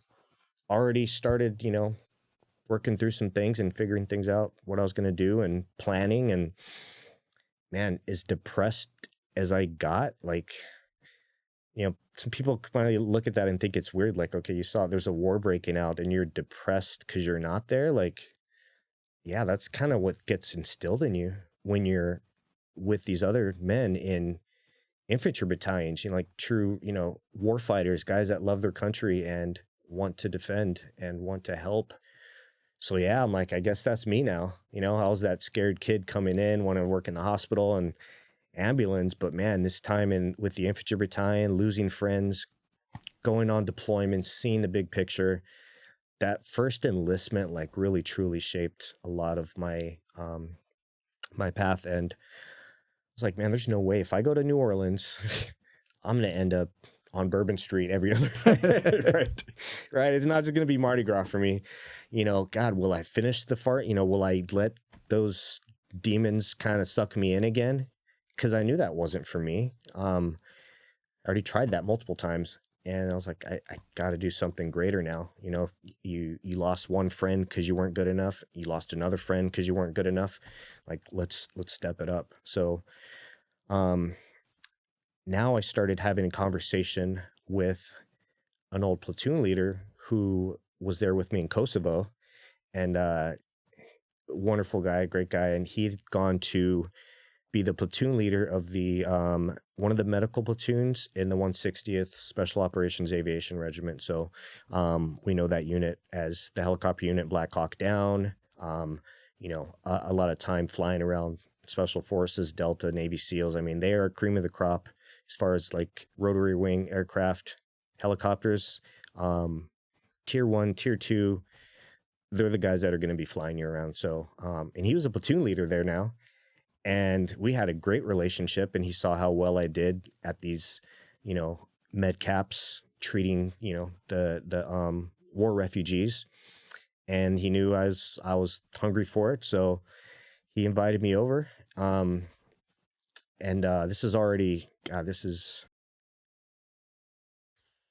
So now, did you get the invite because you had already committed you were going to re-enlist? Yeah, so I had already re-enlisted, actually. The timeline maybe switched a few months, but God, 2002. Bottom line is you made the decision you were going to re-enlist. Yeah, absolutely. Absolutely. I had all this stuff lined up, and it's like, hey, there's a chance to go to the 160th. Like, those guys are going to the fight. And then it came, I can go to airborne school now. I can go be a flight medic, go get my flight paramedic license. And I'd already had a short experience with the 160th when I was in the 101st Airborne Division. Just little tours here and there, little recruiting events. And I was like, man, if I'd be a flight medic, that's where I want to go. But I did not want to go back to Kentucky at all. So there was that. But I was like, fuck it. You know what? I'm gonna go to Kentucky, and then I'm gonna be in Afghanistan later on anyways. Not really considering like, hey, you got to go through a lot of training. They're not just gonna take you based off of what you've done in the past. Like, this day one here, like, you got to prove yourself. And it's going to be about a year before you can deploy. So like, okay. It's going to take you a year to get to the 160th? No, once you're there, getting fully mission qualified to deploy. Yeah, because you got to go through you're going to airborne school, to SEER school, to flight, all these different schools and assessments. But it was the medic course that was the longest, because now you get to go to the SOCM, or the Special Operations Combat Medic course, and that's 6 months in and of itself. And they're like, you're not going to be fully mission qualified and deploy unless you go to that. So I was like, man, that's going to be a long time in Kentucky, even though I'll be going to all these schools. So when did you actually get? You said there was the process. You got asked to come to the 160th, but then there was all the schools, everything you had to go through. When do you finally get with the unit and you're deploying with them? When does that happen? So that didn't happen. Yeah, that didn't get there. That was this pipe dream that I was going to go there and do that. But like, once again, like I wanted to go like now. So I ended up going to re-enlisted regular Army, not National Guard anymore. Went to Fort Irwin, California, because they were the National Training Center. They did a lot of desert mountain stuff. I had no idea they were not deployable at all. But I wanted to do that, become a flight medic so I could become a firefighter, but I can also be trained at the National Training Center, because I knew those guys were eventually going to go over. They're a non-deployable unit. They're there to support the training. So just so that I understand, though, then it was a sergeant that you had worked with? Platoon leader, who's now captain, yeah. Who basically opened the door to the 160th. He did. Did you not get into their training pipeline? Never did. Nope. Big Army came and said, we need you here. Got it. Yeah. And that's one of those things where, like I said, I tried to control my own destiny. Yes, I did pick Fort Irwin as a option, but it wasn't after this presented itself. It wasn't my first option anymore. They were so short, they needed me. Got it. Yeah. So I went there back to California. But I was going to be an hour and a half from home and flying helicopters. And ultimately, hopefully deploying soon. Found out real quick, non-deployable unit. Okay, now what do? Let me soak up this flight medic thing and learn and train, and we'll figure it out. And I did it smart. I only re-enlisted for 2 years, and I got a school, duty station, and a school and a duty station for 2 years. And that was unheard of back then. I lucked out, I guess. I don't know. Everything's numbers at the time, right? So they got me that. And I knew that, hey, if I got to Fort Irwin, I wouldn't have to stay there that long, because I was either going to deploy or I'd be presented with another option. So Fort Irwin, flew around Black Hawk helicopters, air ambulance, a lot of cool training. Wasn't there very long. And then Iraq kicked off early 2003. Now it's like I'm non-deployable. We got 2 wars fighting. I got friends going to both. This is not okay. So what's the fastest way I can get out of here? Even though I'm flying, I mean, I'm working lots of traumas too, that affected me later. But that was all civilian missions and a couple training accidents. But ultimately I got better. Like I wanted to get better. I got better there for sure. And I knew I could take it a step up. But were you already fully aware that there was no chance to backdoor or another way into the 160th at this point?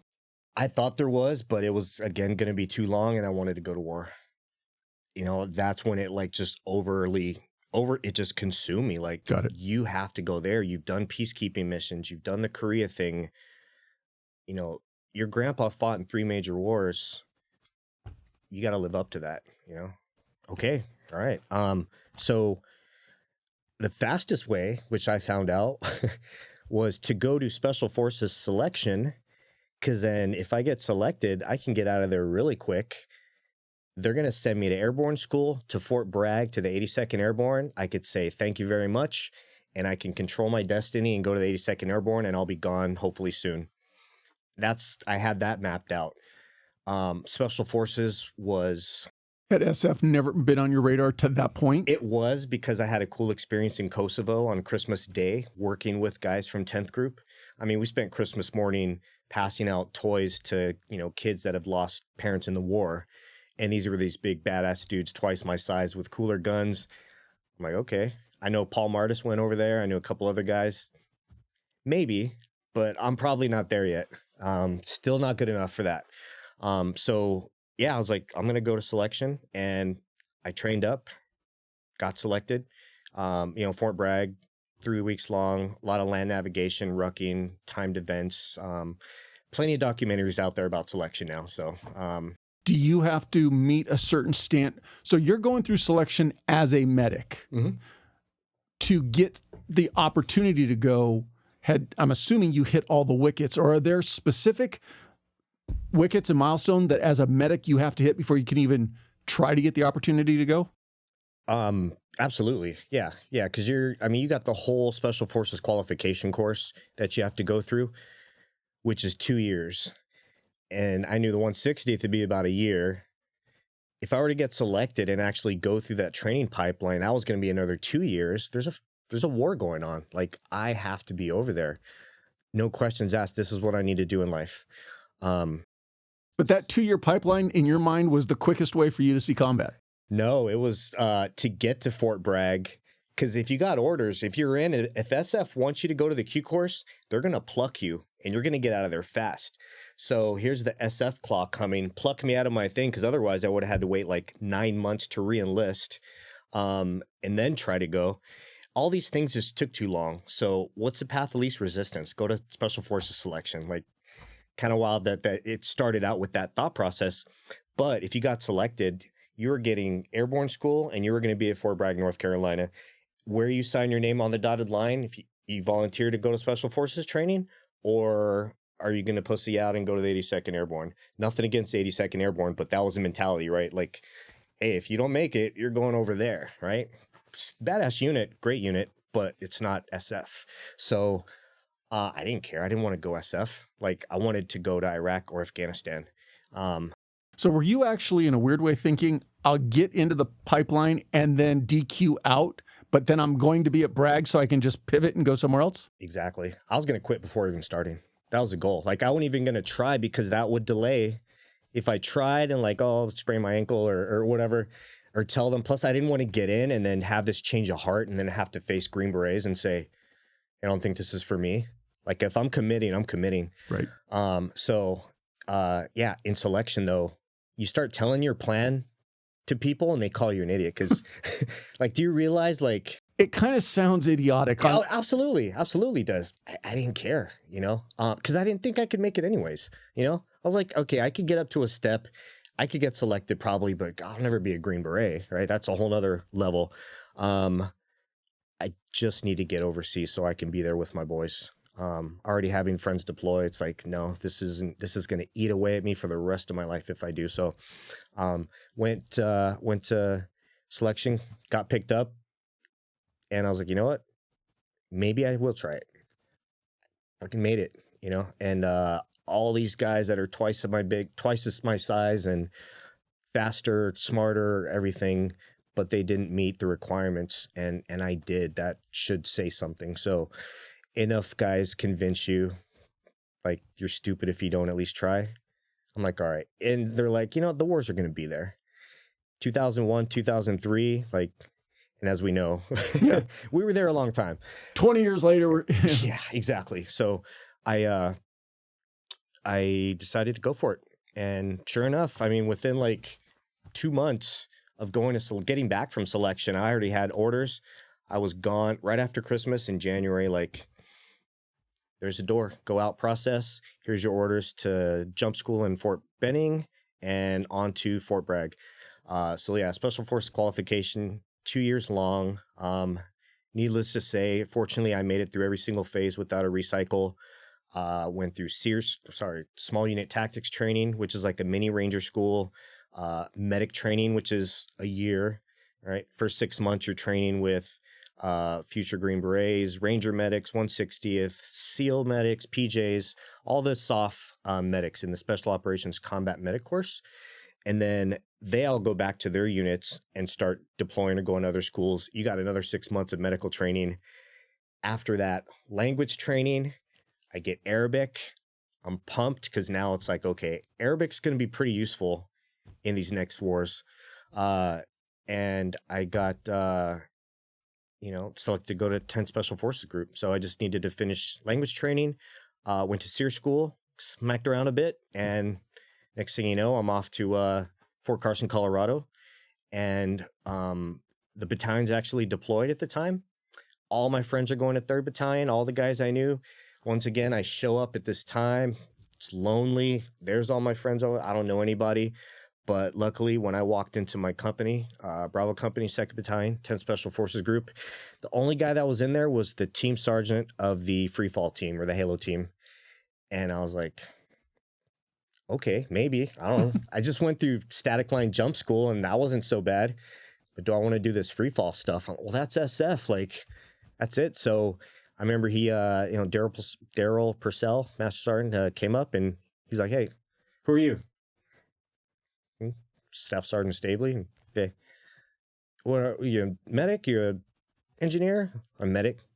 You're fun coming with me. So grabbed me and, he's like, hey, pull me in. He needed a medic. Here's a new guy getting on the free fall team, which back then it's like, hey, you got to do your time, combat deployments, this and that, prove yourself. Then maybe you can go to the Halo team.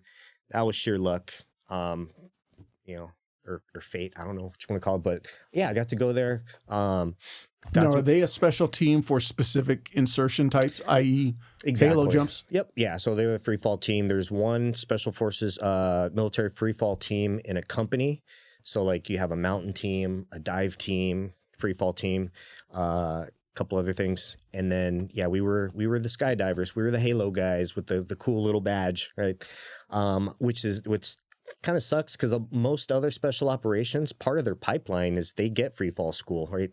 SEALs, PJs, combat controllers, MARSOC, they all get their shot at free fall school as part of their training. You got to roll the dice, get lucky, or earn your spot onto the free fall team in Special Forces back then. So I was a new guy, got lucky. Some other guys didn't like that later on, but that's okay. Had personalities, everything went fine. But I was a new guy for a long time. Thought I could shoot decent. No way. But now it's like, okay, now I'm a medic, yes, but now I'm a door kicker. Now I'm a shooter. I'm going in with the boys, and then the medic stuff comes in. So that was cool. That's one thing. And that's their mindset is you're a door kicker first who happens to know how to put a Band-Aid on. Exactly. Pretty much, yeah.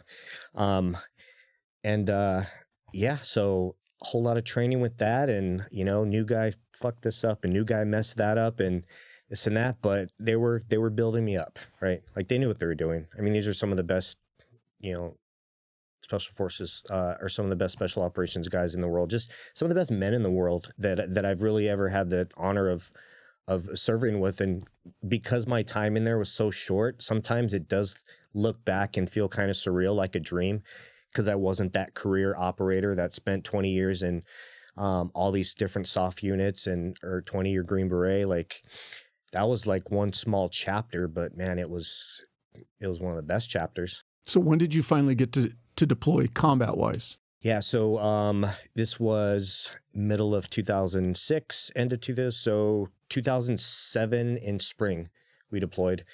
Now this is the start of the surge in Baghdad. So the war in Iraq is known for several, key moments, key battles, time periods, right? We have OF 1 through God knows whatever, then Operation New Dawn. A lot of people remember early Iraq as the invasion in 2003, Fallujah in 2004, a lot of Al-Qaeda in Iraq, 2005, 06 timeframe, and then the surge where, hey, we're sending 30,000 troops into Baghdad, we're taking this back. And if this is a map of Baghdad, we're going right in the heart of it, right in the middle in FOB Apache, Firebase Apache, in the neighborhood of Adamiyah. Predominantly Sunni neighborhood surrounded by other Shia neighborhoods. So the sectarian violence, we were right in the middle of it all with, these two religious groups killing themselves. We were also there with a lot of regular Army units. But one of the specific things about SF's mission set is you embed with the locals. Mm-hmm. You're not per se off in a base. You're almost, I'll loosely say, you set up shop right in their backyard. Am I understanding correctly? Historically, 100%, absolutely. The war on terror really changed so much of that. You see it more in Afghanistan. There has been some of it in Iraq, but at this point in time, everybody's dumped in all together. Like, we're an SF unit. This company, we're responsible for Baghdad. This team is in this neighborhood. This team is that neighborhood, because that's where the fight was. Like, there was still stuff going on in the Western province and out in Anbar province. There was some stuff going up north, different time periods in Operation Iraqi Freedom had different times. And my time was going to be the surge in 2007. And looking back, and now that knowing everything that we went through there, and talking to other guys that after me that I served with had been on countless other deployments back and forth to Iraq and Afghanistan, I've had a lot of them tell me that was still the absolute worst one. And that was only one of 2 combat deployments that I went on. In 2007, the height of the surge, we were losing over 100 Americans a month in Iraq. And you look at the casualty rates broken down, and 04, 06, there's some ones in there, but 2007, the casualty count, it's up there with the highest of them. We know that now, but when you're in it, you think the whole war's like that until you start comparing it to other people, not taking anything away from anybody, trust me, but we were just right in the middle of it, and the numbers show for themselves, and what we've had to do showed for themselves. Now, I can honestly say that we got out of there unscathed. My whole team, guys before there lost guys during, after. My ODA, my team, we were tactically and technically proficient. We were trained. We were safe. We did a lot of things right. But man, we were lucky for sure. You have to be lucky to get through this stuff. I don't care who you are. I mean, it's shown. You still got guys from the best of the best that, we're human. So we were going next door a lot to the conventional Army unit that was there. And they were later on known as one of the hardest hit units in Iraq. And that was Charlie Company, 126 Infantry Regiment. They're a mechanized infantry company. I mean, they're driving Bradleys through the streets of Baghdad. Like, you want to talk about a war zone, like urban terrain, like Adamiyah was it at that time. And these guys were getting blown up, shot, burned left and right. And they were just going out mission to mission, just saddling up. And it's like, holy shit. And they were going out in bigger elements. And I think one of the things that was beneficial for us was, one, we were a smaller team, a couple vehicles, and we had some, we called our little Iraqi hit squads with the police and the Iraqi army, the guys we trained. And that was it. And we were small and fast, and, speed is security in these urban terrain. So and we kicked in a lot of doors. We caught a lot of bad guys. I had a lot of dudes in my front side post with that red dot. I never had to shoot a single person during that deployment. And the training, the techniques, like the people that planned our missions, and, you know, myself included with that, like we just look back and we did it right. And we were lucky, you know, that could have easily turned sour at any moment. But I spent most of that deployment patching people up, soldiers, U.S., Iraqi, civilians, women, children. Some of my most graphic, traumatic moments that have stacked up on these personal traumatic moments. Like, yes, those were graphic for me. They were my friends.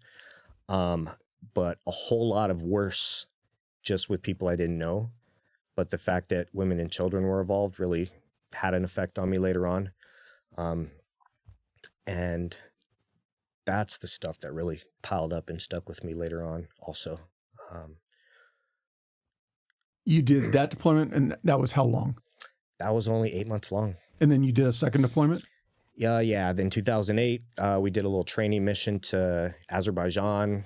Fun, you know. And then 2009, went back to Iraq and dead, calm. For us, again, you know, now the carnage, the chaos wasn't really directly around us. It was like, hey, now we're actually on a bigger base and we're hearing about it. Other, you know, units, the hospital on the base on Fob Falcon is getting a lot of people there, but it's nowhere to be found. Like, sometimes I really feel like we were just like had force fields around us or something because we were so lucky. And, you know, all these people are still dying, but not us. And then I didn't have the firsthand because it wasn't guys right next door. And then I do have to say, too, one thing that contributed to this also was prior to deploying, I had a house. I owned a house there. 4 of us lived there. All 3 of my friends, that, you know, 3 guys I knew in the Q course, they were in 3rd Battalion. And out of the 4 of us, only 3 came back, and we lost my friend, Staff Sergeant Rob Pirelli. And, you know, once again, I wasn't the guy there that treated him, but finding out how he was killed was similar to how one of my other friends were killed. Not self-inflicted, but, you know, through kinetic operations and the enemy. But yeah, he didn't make it. And then when I pictured that, I started having flashbacks of every other person I lost, and it just keeps piling up. So meanwhile, we're treating all these people over here, and then I'm losing a friend here. We lost another guy in the company, Rob Rolfing, that deployment. And then now you're just seeing faces of guys that you went to the Q course with or selection with, medics, SEER school, every little thing. You're seeing new faces pop up every day. Like, man, I went to medic school with that guy. You know, that's Tim. Like, he was in 7th group and got killed in Afghanistan. And, you know, that was Mike. He was our class leader in selection, and he was in 1st group, but he got killed on the Iraq deployment that I was on. And it's like we're not invincible, you know? And there's been more guys that I've known through a Q course that have ultimately lost their life during the whole war, drawn out all the way till the withdrawal from Afghanistan. And still surreal. I still get, when I see a new face, it hits you like a wall, and every death, every trauma comes back, and every friend you lost comes back, and then you snap out of it. And if you're not directly involved with it, or it doesn't directly affect you, you just, all right, get on with my life. Meanwhile, bodies are stacking up of friends and civilians. And then, yeah, I loved SF, but also in between these 2 deployments, Iraq, I met a girl. Been married to the same girl now for 16 years. I put her through hell and back, and she's been by my side. So, you know, I don't know if she'll ever watch this, but, you know, baby, I love you. And thank you for being there for me. Yeah, so I knew that I wanted to get married and have kids. Like as a kid that grew up without a dad, having the desire to be a dad, really. And what kid thinks about being a dad, right? Like I did, because I didn't have one. So I knew I needed to procreate. I wanted to, leave my own legacy and have my own children. And was there any thought of what impact active duty would have on being able to do that? So that's why I ended up, when I went to PA school, it was through the National Guard.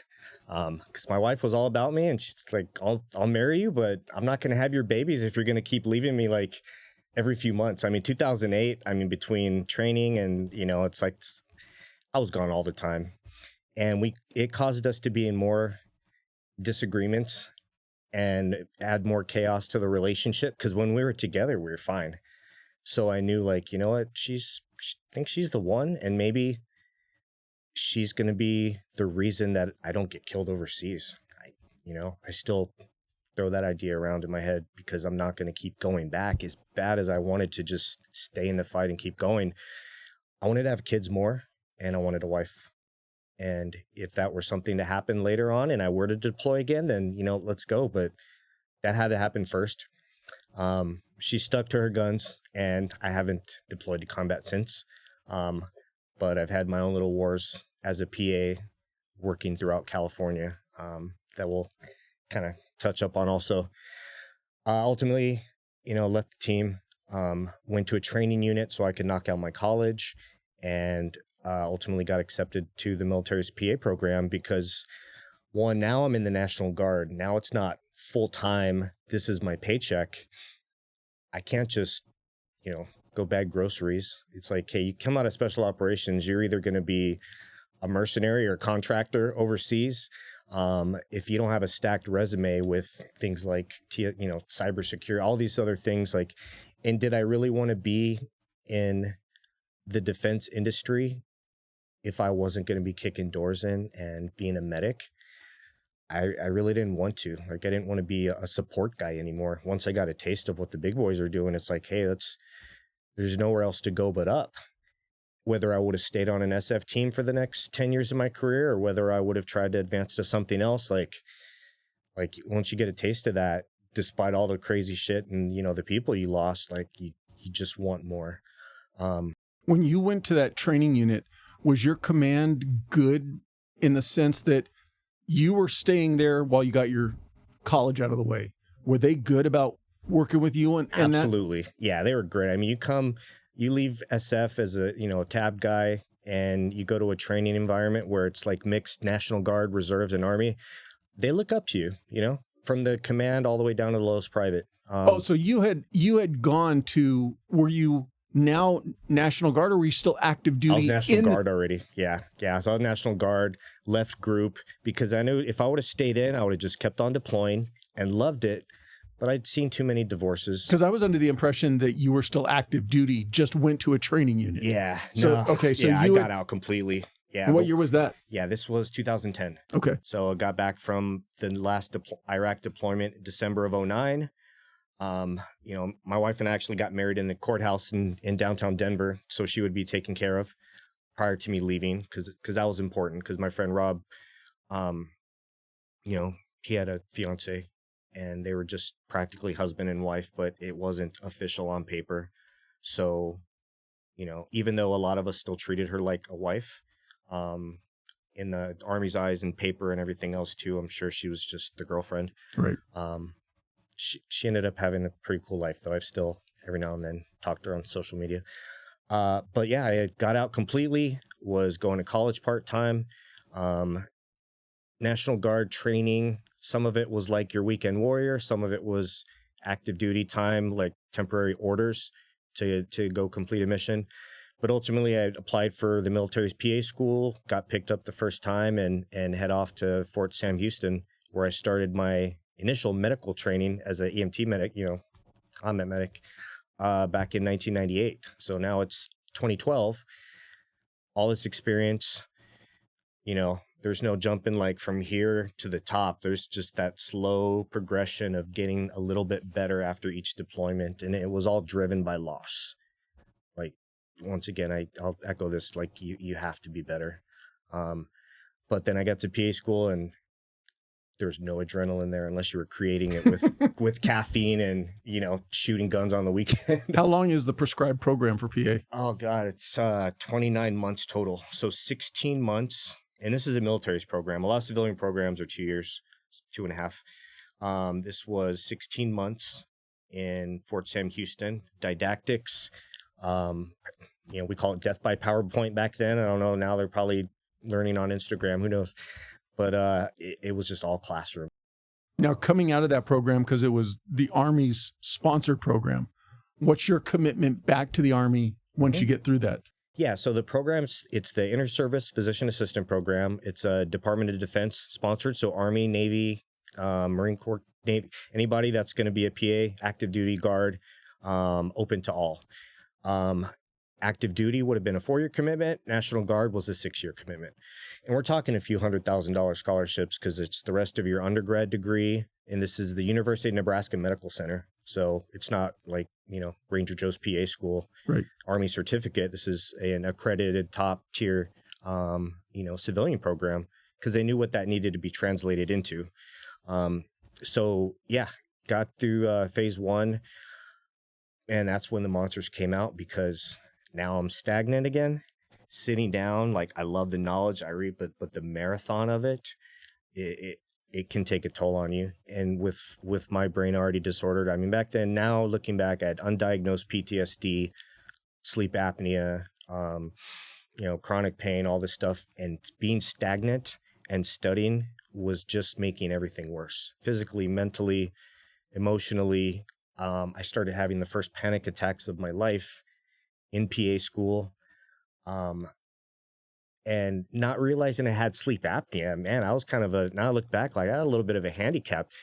Like, people drink a lot of caffeine in grad school and professional programs, but yeah, I was getting my NOS energy drinks and pouring pre-workout in it. I even ended up, you know, I joke around about this, but I'm still not proud of it. Like, I had even snorted pre-workout at a time because I was so frustrated that I had to focus. So I had to go see psych. Was that the first time? I'd gone once, just like a check the block thing, because there were some questionable things with alcohol. But the first time that my emotions overwhelmed me so much that I knew something had to happen. And that something actually to get through was I needed to get on medication. And I knew that because other people were on medication and it was helping. So I went, first time ever seen a psychiatrist, you know, for the medication stuff. And man, talk about like the releasing the pressure valve, just, you know, so laid it out, dumped it all, kind of undercut some stuff because I also didn't want to like get kicked out of PA school. Like, hey man, just give me enough, you know, something to help me get through this. And he did. Got on medication, went on, completed my clinical rotations. And then more stressors just kept piling up on and on. So doing my clinical rotations now, we're actually back in Colorado for there because after the didactics, usually Army goes to Army hospitals, Navy goes to Navy hospitals, Air Force, so forth. I went back to Fort Carson, Colorado, because now I'm in the National Guard. We had a home there. Hey, you can go back there because you're going to live there. Did all my clinical rotations and just couldn't get off the medication. It helped, you know, ADHD medication. I'll just put it that way without jumping too far into the details. But it worked, and it worked great. But I still had this sleep apnea and all kinds of problems going on. But I just kind of like, hey, pop some more pills. You know, numb it with alcohol when you don't need to study, and then jack you up with caffeine and pills to kind of get through. We had a child. We had a toddler. She was great. We thought we were the best parents in the world. And then we had my son, which totally humbled us because he wasn't a happy baby. So the screaming of a crying baby that we know now, they play that on the speakerphones in SEER school for a reason, to mess with your head, because it drives cortisol up. It drives stress hormones, norepinephrine. It puts you in that fight or flight because the parent needs to be able to preserve the species, right? And take care of the baby. And it was all the time. So Once again, man, spiraling up here, but just head down, moving forward. Had a couple cases there that brought up some previous traumas. And I'll won't even dive into that. But finished PA school, and now I don't have a job for the first time, forever. So that was where I was going to go with this. Is there isn't something automatically lined up when you graduate PA school? If you're active duty, yes, you're going to your unit. If you're National Guard, you're civilian world. There's your transition, right? Like, you're getting out your world. Now you're going back to, the National Guard and doing your little weekend warrior thing. But I basically went from active duty special forces, being in Iraq, to college, University of Colorado, family, wife, kid, all that. And then death by PowerPoint, all this shit stirs up. There's your transition. Hey, welcome to civilian world. Despite, I'm still going to serve another 12 years, 7 years. Now, God, these programs, if I were to look back, seeing these programs, I mean, 1 year out, 2 year out, all these things that the military has lined up, the Honor Foundation, Special Operations Transition Foundation, so many. I mean, we really, I think, are doing a much better job of taking care of guys as they're leaving special operations units. The big military could learn a lot of lessons from them. Not saying they're doing it wrong or right, but when you have a bigger element in a larger population, It's hard. It's hard. It's hard, no judgment there. I mean, all the shit people talk about DOD transition and VA, like, you're dealing with a lot of people. So no personal grudges against, and I've had my own bad experiences with all of it, but it really pales in comparison to the real problems out there. So I have stopped really complaining about it. Every now and then I'll complain about it up here, but that doesn't come out because that's poison. And that just made me worse and more angry. So that stuff's pale. Now it's like, hey, it takes a lot to really get to me. And it's taken a long time to learn that. And I'll still have my bad days, but I can't bitch about that stuff. No way. Way more important things to exhaust your energy on. So yeah, I transitioned, and man, I went straight from, all right, you were a medic and emergency medicine. You're going to do either ER or trauma. Like, cool, let's go, let's do it. And went out, graduated school, took my certification test like a week after graduation. Some people will wait months. Some people will do it right away. I was one of those guys, like, hey, I got a family, no paycheck coming in. I got a degree, but I don't have a license to practice yet. In the Army, I would, no problem. Now you got to do this. So I'm like, all right, a week after graduating, I just hunkered down. Between the baby crying and the flashbacks and the caffeine and the pills, I don't know what happened, but I passed the test. First time passed the test, lined up things so quick because I needed to get a paycheck coming in. So the transition, despite me being an officer and having an advanced degree, you're still transitioning without a paycheck, and you're a human being. So whether you're a private, E1, E2, whatever, transitioning without anything, like, okay, now I have these things that I've worked towards, and I've basically destroyed my health trying to earn this PA degree. Now I got to earn, a license and go through all that. So go through that process. I start working in the ER, emergency department. Back then it was known as Western Medical Center Santa Ana. It's now Orange County Global in Santa Ana. Now, did you come to California because there just was no work in Colorado? Oh, no. The wife's plan when we met was to go to California. Oh, okay. So that was on it. Mine wasn't. But if I wasn't going to the Inland Empire. We were like, hey, her mom's in Long Beach, brother's there, LA County. Yeah, LA County's okay. Like, I'm going to be making six figures. Like, let's move to Orange County. So yeah, we moved to Irvine. We moved to, we got two little babies, toddler, infant. Like, I'm putting my family in one of historically the safest cities in America, the nicest. Like, we made it. I'm an officer. I got a master's degree. We're living in this beautiful neighborhood, beautiful family. And dude, I was just barely keeping my head above the water to be able to do that. it was worth it, for them, and it still is. But that really, Just real quick. yeah. Just reconfirm, what year did you graduate? I finished PA school in October of 2014, and orders were cut right after that.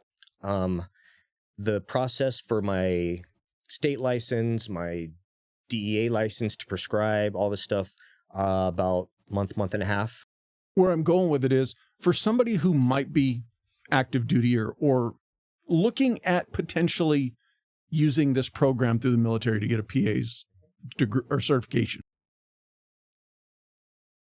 10 years now removed, from what you've seen of the industry, is there more of a need for PAs? Is there less of a need? Where I'm getting at is, was it difficult to find work in 2014, 2015, and how is it now in 2025? Work is there. We need it. I mean, the U.S. healthcare system, shortages of doctors, shortages of primary care providers, specialties. I mean, there's all these trends over time that have shown that, I mean, we're just growing, right? Populations, we need more providers. The U.S. healthcare system, that's a whole nother podcast right there, right? But so it's one of those things that if you commit to it, there's work there. Oh yeah, no problem at all. Like people were, as a new grad, people were lining up to bring you in because they knew as a new grad they wouldn't have to pay you much. And I don't want to say like bad intentions or whatever, but yeah, you don't have experience. You gotta have to suck it up for a little bit. Even though that was like the biggest paycheck I ever had in my life, it was still paled in, compared to what they're paying PAs and nurse practitioners now, or, what I'm making now, what I have the potential to make now. But the need is always going to be there. And that's why I chose PA over MD, because I knew I couldn't stay in the same like specialty for too long. And I knew where this was at. And I knew I had to bounce around a lot. I mean, my whole active duty career, I bounced every couple of years. My PA career, as much stability as I needed and craved, I couldn't last in these different careers. I mean, ER was great. The computer and the paperwork was not. And that's been my downfall consistently. And I'll, probably first time throwing this out there in any kind of public forum, but as a PA, I've been a PA for 10 years now, and I've had 11 jobs. Like, that's not common at all, because I mean, you look at every report on some of the best jobs in America, PAs, and nurse practitioners, dentists, we're all up there top 10, like all the time. The pay, the purpose. I love medicine. I absolutely love taking care of human beings and share the gifts that I've been trained with and blessed with to be able to help others. Politics aside, I think that everybody really deserves access to healthcare. I don't care who you are. I don't get into the politics. I can't, because I've seen too much suffering and too much death from people from all walks of life to be able to get caught up in insurance plans and government programs and all this. So if you need care, then I'm gonna give it to you. At least that was my mentality. Still is to a degree, but only because it's been at my own fault and I've suffered for it, really trying to go the extra mile for patients that I just got exhausted of fighting a system for. Didn't last in the ER very long. I was intubating people, suturing. I mean, traumas were coming in. I was like, but man, when you had to go back to the computer and chart this up, I am not a chart type under pressure guy. All the other stuff, fine, because I'm moving and I'm, trained in it and hands-on practice and all that, but I don't train in computer. I mean, now I'm a little better at it, but I'll be honest, I hate it. I hate the amount of documentation that you have to do to justify giving a human being the treatment that they need. And that's really driven up suicide rates in medical professions, nurses, doctors, PAs. It's driven, we'll get into the veterans and the first responders, but hospital workers no different. Sorry, not no different, but have their own battles. And so much of it is brought on by the chronic stress of operating in a stagnant position, focusing on charting. And, maybe that's just my take. I know it doesn't bother a lot of people, but from the life that I've had, to the people that I've had to care for, to what I've seen, to what I know really all you need. Like, you didn't need all this bureaucratic bullshit. You just need to be able to take care of a human being. But with this, litigious society and everything is cover your ass, everything. It's like, you know what, dude?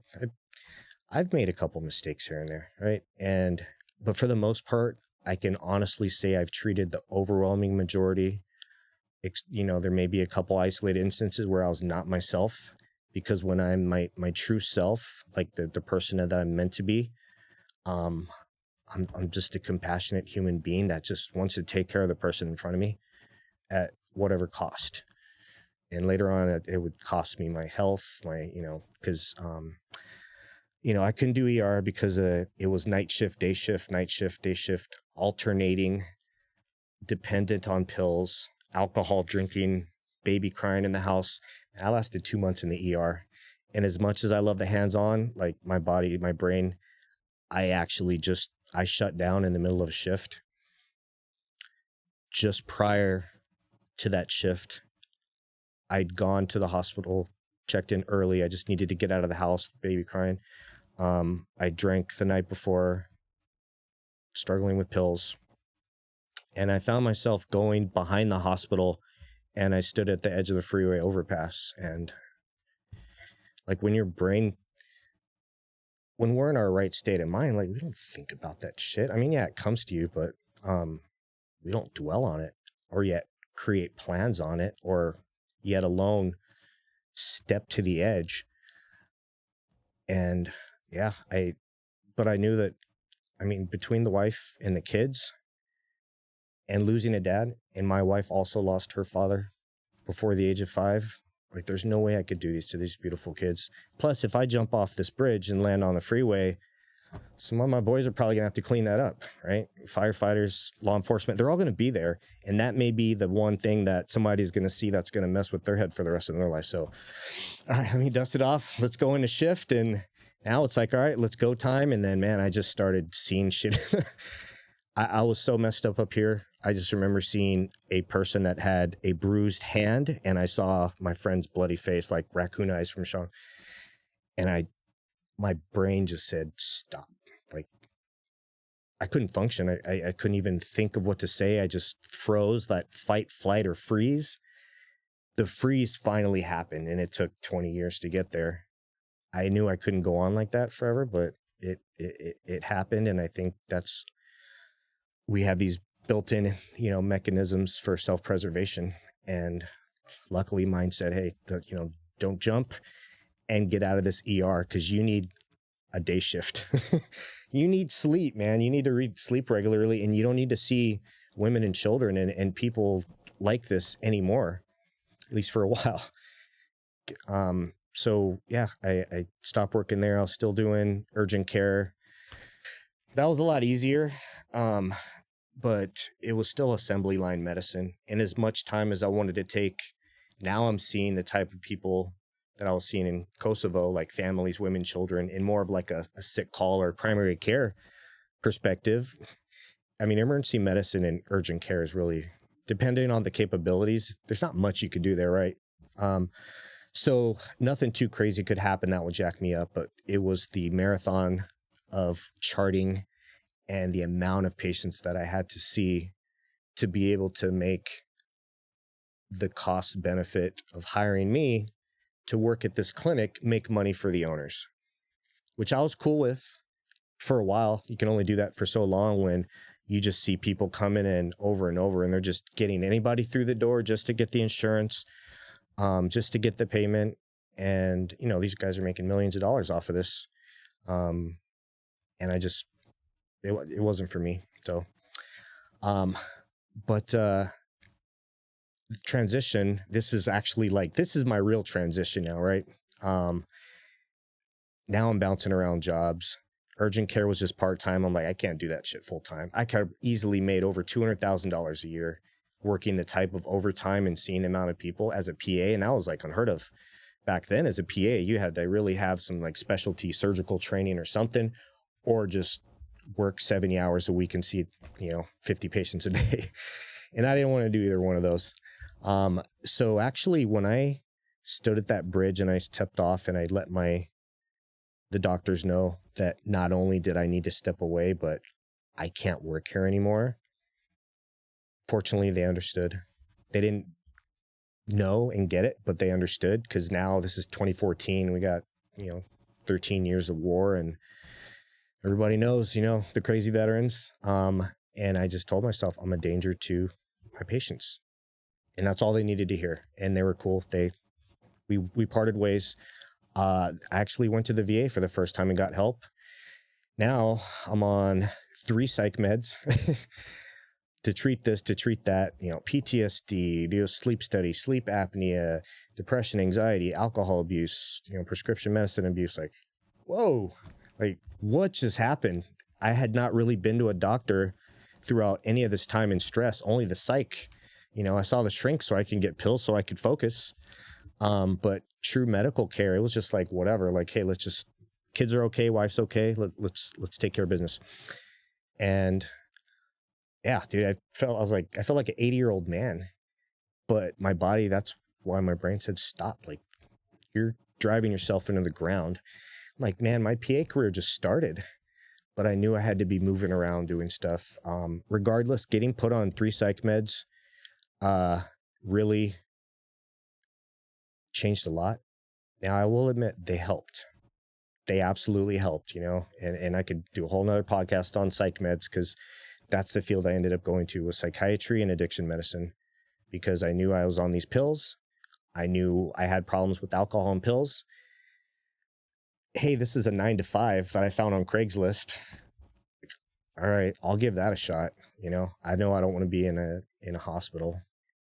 So I started just part-time, and I guess those feelings of compassion that I had for like the war refugees in Kosovo, and just seeing suffering in general, getting into addiction treatment facilities where it was everything from detox to residential to outpatient, having a cool psychiatrist to work with who was also an Army combat veteran, having her train me up, knowing about my own personal demons and struggles, and then getting to like really help people. And I could do it on my own, at my own pace. Yeah, I saw a lot of patients at treatment centers, but they weren't in the waiting room in a strip mall, trying to rack up cash. They were living there.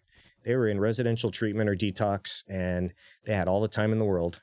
So I could slow down, hear their story, and just after what I'd been through, but then receiving compassionate psychiatric care from where I did, there's no way that I could have turned my back and just tried to like see these people real quick and write them off and just throw pills around. Was it just a byproduct that you were also getting psychiatric care where you happen to be working, or was that something you went looking for? So I wasn't working there. So the psychiatric care was through the VA. Got it. This okay. is through Okay. So civilian program. Didn't want to work for the VA because that meant a 9 to 5, 5 days a week. To this day, I've I'm not doing it now. I've tried those again, and I haven't lasted very long. But now I have a better understanding of the brain, of psychiatry, of trauma, of addiction, of adverse childhood experiences, and this whole journey, and what leads people to have addiction and think about taking their lives. Now it's like, all right, I got this. I learned about it a little bit in school. And even as a medic, like nobody wanted to see the psych patients. When you're a medic, hey, you just want to transport them, treat them decent. But for the most part, man, those are rough calls. So I didn't want anything to do with that until I became a psych patient myself. It's like, you know what? They're human too. I'm human. I kind of like this. And I fell in love with psychiatry. I mean, it was like, I was like this alchemist that could like figure out all these mysteries of the psych meds. But I didn't approach it like these were like cures. These aren't like the philosopher's stone and, the magic elixir. Like it's going to put you into a better place so you can cope and you can reset and hopefully start putting in the work. And that was okay for now. Like I wasn't standing on the edge of a bridge. I wasn't, having to see women and children die anymore.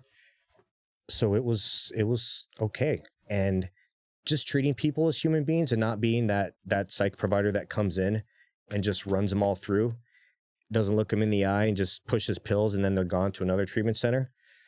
I had to do that to some extent, but I always made it a point, almost like part of my core beliefs to, if in my heart I feel like somebody truly needed time, I didn't care what was happening. Unless my own wife and children were dying, I'm going to give that person this space because I needed that space on several occasions and didn't have it. And then when I finally got it, like, wow, that helped. So pretty cool to be able to do that. And then talk to people about psych meds from not just the book answers and what the research says in the literature and you know, have to deal with all this other BS. It was like, hey, I'm on some of these now and I'm in a much better place. And I have friends that are on these and they're in a much better place. You know, at this point in time, we're in a much better place. So I loved it. And I was working down in Laguna Beach and San Juan Capistrano and really just being able to take my time. And I just really fell in love with Orange County and, you know, things were great. But meanwhile, I'm also in a National Guard and coming out of school, I wanted to have one more run back in the special operations world. I'm like, I left SF for the wife. She has her kids. She has her marriage. Right. And nothing against, I still love the woman to death and still do. But I'm like, okay, maybe now I can dip my feet back in the water in a soft unit. And I found one in the California Army National Guard, so Special Operations Detachment North and Alpha Company 5th Battalion 19th Special Forces Group. We're on Los Alamitos, like Special Forces right there in Southern California where I grew up. I'm going there. And I had to take a little weenie staff position. Basically, I was a brand new lieutenant out of school, but they put me in a 05 slot. National Guard's really weird like that. Lieutenant Colonel slot because I had an SF, you know, I was tabbed, been to combat, and I had a PA license. Like, we don't have a 05 like that or an 04 or an 03. Come on. Would have been nice to get the lieutenant colonel pay as a lieutenant, but you know, hey, I was happy just to be there. Started training up again. I mean, I was rookie and I was running and starting to What year is this? Get my health back. This is 2015. This is actually during the whole ER thing. Got it. You know, it all was happening. The ER, the psych, all the stuff I told in between. I'm already at the soft unit. It's taken forever to get me back on jump status. I get a couple jumps back under my belt, a static line, and like, all right, I'm ready to go back free fall now. So I was like, well, I'm a staff PA. You know, I know back in group, like if you were in these positions, if you were Halo qualified, you'd go jump with whoever and just hop on. So my plan was to get back up and getting good with their Halo team and start free falling again. And I was starting to feel like myself again, despite this whole 2 years, 3 years of, you know, paperwork and classroom. And man, it felt good to be there. But deployments were also on the table. And one of the biggest things that has affected me, and we hear this throughout time, like people always saying like, I got to go back, right? I still had that desire. Despite everything I told my wife that I'd never go back, I couldn't help what I wanted. You know, there's still unfinished business. We're still in these wars. And I don't care about the political side of it. I don't care about, you know, anything. I just want to be there for these guys, like all the way from the very beginning. You know, when I'm this, you know, E4 seeing boys going in Afghanistan and Iraq, like that feeling, if anything, it grew stronger because I'd been out of the game for a while and I was hungry. Yeah, there's some times I volunteered for some small little things, but she really needed me. You know, my kids were babies and I needed them actually probably more. But I knew that once again, I lost my father. My wife lost our father. I'm not doing this generational trauma thing. So ultimately I withdrew my name and I, you know, despite having these conversations with these guys and they knew what I wanted, but they also knew what I needed more was a family and not to just, you know, I mean, half these guys divorces and, you know, problems with their kids and spouses, and it's terrible. And if I could make a choice that could change that, then I would. So I did. No regrets at all, despite still, now let's just say I stopped watching war movies for a long time. You're definitely not the first person who's been on the podcast who had to walk away from their career because of their family. But I've yet to meet anybody who didn't make that decision, that they gained more by walking away and choosing their family. 100%. Absolutely. Yeah. Cause I'm still with the same woman, my kids are growing up. They're great. Grown up. Geez, they're 11 and 14. They're grown up. They're grown up. Oh my God. They're not little babies anymore. I was just talking about, and that's what's, getting me teared up. Cause I look at what could have been, had I chosen another path, and what kind of suffering that they could be going through now. And instead I'm coming home from work and I'm getting all the love in the world and being treated like this, I have such a good relationship with them. And I'm definitely blessed with my kids that I have too. And even things been rocky with the wife, we're so much better for it, and we've made it through this. And so I know she's the one, because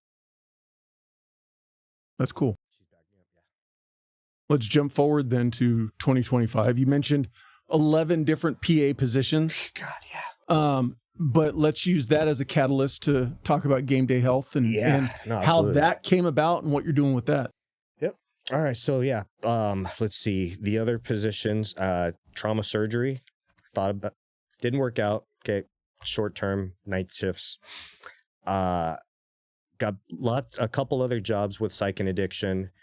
Ultimately found my way wanting to work in the prison system.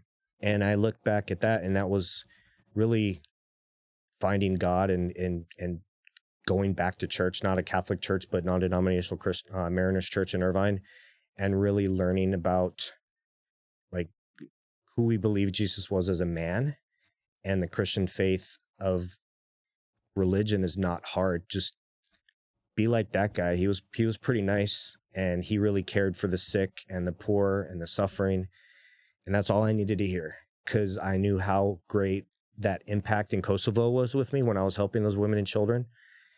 So, all right. So I went and worked in the prison system, the California prison system, to do addiction medicine there.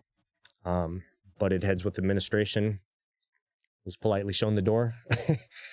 Ended up going to USC to work. I'm now a graduate student there in their Master of Business for Veterans program, but I actually went to the Keck School of Medicine to get into the street medicine program there.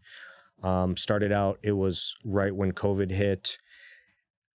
They were really still trying to figure out how their whole world was going to change. We were doing street medicine, so for the homeless populations in LA County. I mean, my training consisted of going out to Skid Row and taking care of some of the poorest of the poor. And I felt like I was living out my Christian values. So I loved it. And I was like walking around in the streets, which like LA, Baghdad. So it kind of felt good to just be out of the office and in there. But with all of that still came the computer. I had stopped taking the ADHD medication because it just too much. It just got a hold of me and put me through more addiction problems and everything, just trying to balance everything out. So this was already like not in the best place as far as focus and attention. And while they were still really trying to figure out how to reshape and restructure with COVID and the lockdown, me coming on and training as that was starting, it really wasn't the best, most conducive environment to train somebody up in. We had our disagreements.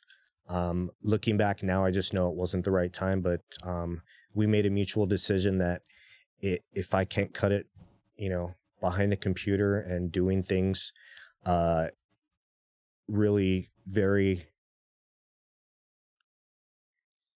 choose my words here carefully, it wasn't the right time. I'll put it that way. So walked away from that. And now I'm like, okay, now I'm racking up these experiences in life. I'm still in the National Guard, but it's just, I left the Special Operations Unit. I mean, man, I ripped off my combat patch, my tab, and I went slick to the medical unit, and I just kind of blended in and assimilated, and I was really walking away from the soft world with my tail between my legs. But that was okay because got these beautiful babies and wife. So I figured that chapter, we need to close that book, lock it up, put it away. There's some amazing people still in that world and that are still in the fight. I just have to look the other way right now because it's going to hurt too bad to not be in that and not keep going over and seeing another friend die and, other wars starting. I mean, God, since, the history of the global war on terrorism, that's can go on and on. But, prison system, LA County homeless population, urgent care during COVID, like at the height of COVID, where we basically just became a COVID clinic. Now, it wasn't the traumatic experiences that like our ICUs and emergency departments in the big hospitals that they all went through, because that's its whole hell in and of itself. The hospital scene, the pre-hospital scene during the pandemic, man, that really affected a lot of people. Fortunately, in urgent care, I was somewhat kind of removed a couple degrees from the really bad stuff. And I was able to help a lot of people. So that lifted me up. But then ultimately, I just knew that I needed something else. Now, I actually got a lot of therapy, was doing really good, meditating. I'd been to Saber Warrior retreat. Meds were stable. Life was really good. I was back in just addiction medicine full time, Orange County, beautiful. And then mom's dementia started getting worse and slowly started seeing her deteriorating. We moved around a lot with these jobs, not because of the jobs I had, but because of people that wanted to sell their house in Orange County because they could make a ton of money. So I moved my kids around way too much. And ultimately it had to stop. So we relocated here to Murrieta. It's like, we're not going to Rialto, San Bernardino, Inland Empire. Like Temecula, Murrieta's really nice. And we had friends that lived here. So we get here. Mom's deteriorating. I'm nursing an old back injury that just keeps flaring up. Completely miserable. All of a sudden, I'm working less because of the back injury. This is starting to affect me. And mom is just in and out of the ER, suffering. I mean, without getting into it, she ultimately passed away last June. And the weight of every single traumatic event, seeing her suffering and the way she did and the way she passed, how long and drawn out it was, with the types of injuries she had everything flare up. And between the pain, that happening, ultimately, I thought my way out was to apply to USC to go to the Master of Business for Veterans program. I started it and I had to drop out of it. So now it's like I lost my mom. I got into school, a program I'd been wanting to get into. I had to drop out of it. I got diagnosed with diabetes and low testosterone, and now I'm like getting injections. I'm like, God, I'm back to being this shriveled up little 80-year-old man again. Got surgery. Ultimately, there was a little bout with opioids, but let's just say that I didn't think I was ever going to practice being a PA again.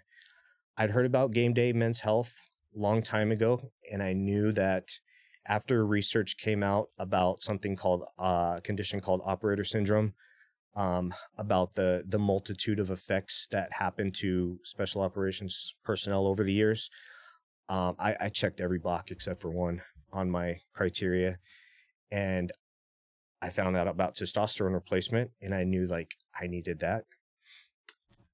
The VA was not ready to provide that for me. Game Day Men's Health literally opened up down the street from me in Murrieta. Now it's like, man, I'm living in Murrieta. I can't do full time, but let me see if these guys are hiring. Or actually, let me get on testosterone first. I don't care. Here's the money. Take it. VA is not doing it. I need to get better for my family.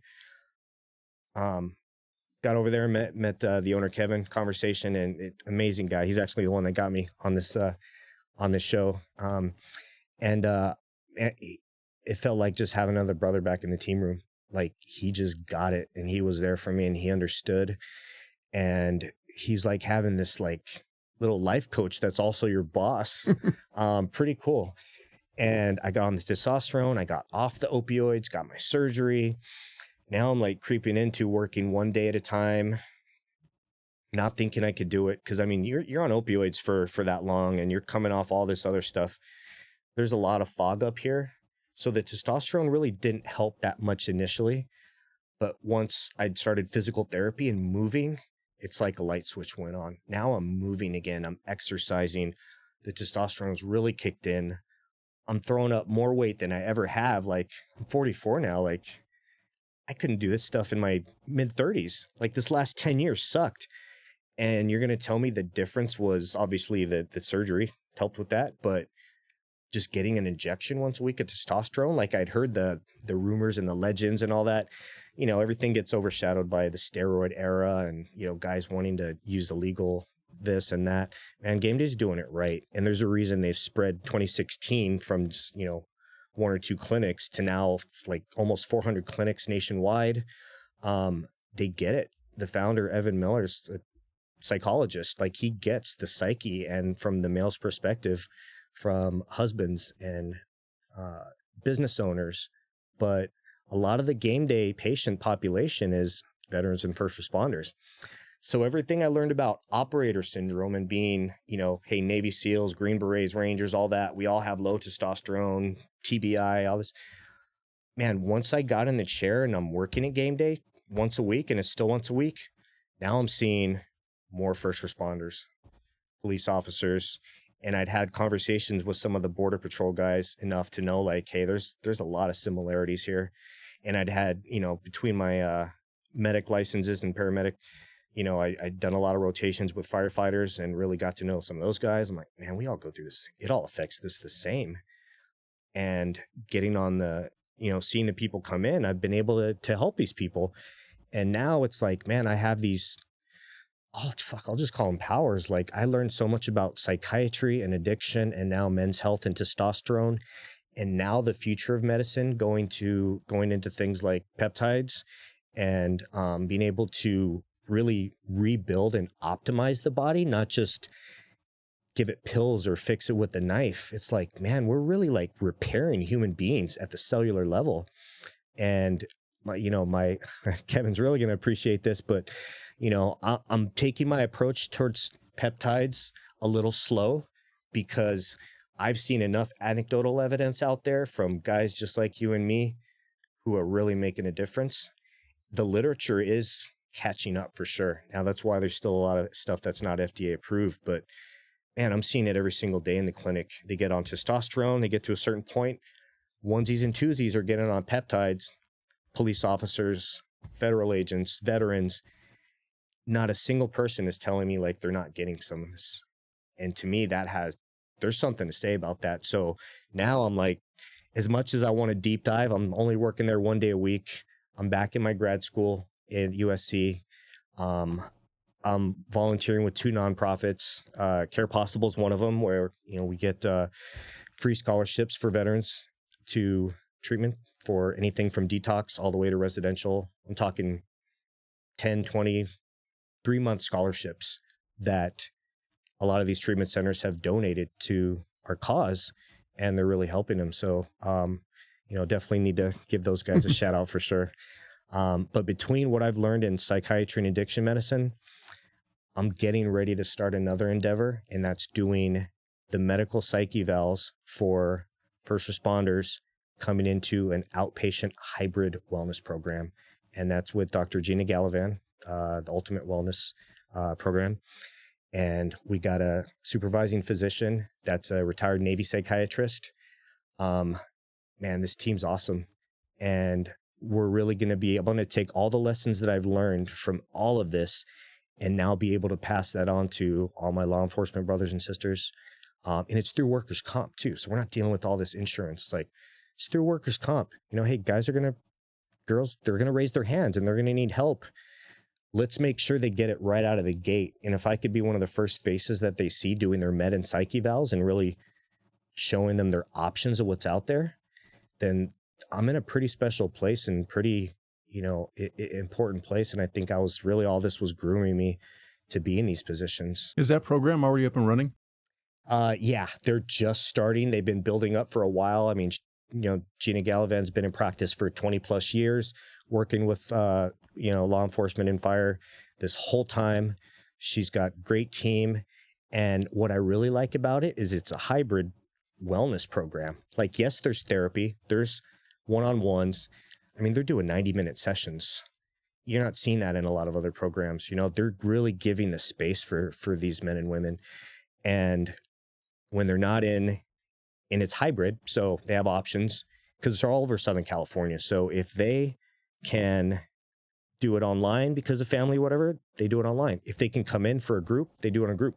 In between all that, she's sending them to massages, to sauna cold plunges, red light therapy, hyperbaric oxygen, TMS, stellate ganglion block, like all these procedures that aren't pills that are really helping and showing a lot of evidence. And that's what I'm most excited about, because now I get to take all the stuff that I've done, most of that stuff, and it's worked for me personally. Now I get to be in a program where we can do that. Like, that's pretty cool. Now, this is still in its infancy, so we're still trying to figure out the logistics and the financials of it, because, obviously insurance is going to pay for you to go get massages, right? Or right. Workers' comp is. But they're making it happen. She's making it happen. And she's, if profit margins need to go down, they're going to go down. But these guys are going to be taken care of. And that's the mentality that I need to be with that kind of practice. And then now the nonprofit I'm with, I mean, we're doing equine assisted therapy called Gates to Healing, free for veterans and first responders. The ranch is right here in Temecula off Deep Rotola. We got law enforcement officers that are now therapists. We got firefighters, our treasurer, our president is a Vegas SWAT guy, was there during the Las Vegas shooting. Like, we just have an amazing, talented group of people. The therapists are wonderful human beings. And we're all just there to serve. And I've needed that more along this whole transitional journey than everything. So I guess one thing to take from all of this is finding that purpose and the passion and being able to put it together. And hey, also, you can get paid for it. Right now, the only thing stopping me is me and getting in my own head and dwelling on the past. So I'm walking a fine line with self-care. I'm still seeing therapy, doing these treatments. But I know my weaknesses and I know my strengths. And the more I push towards really just serving others, like I can't lose.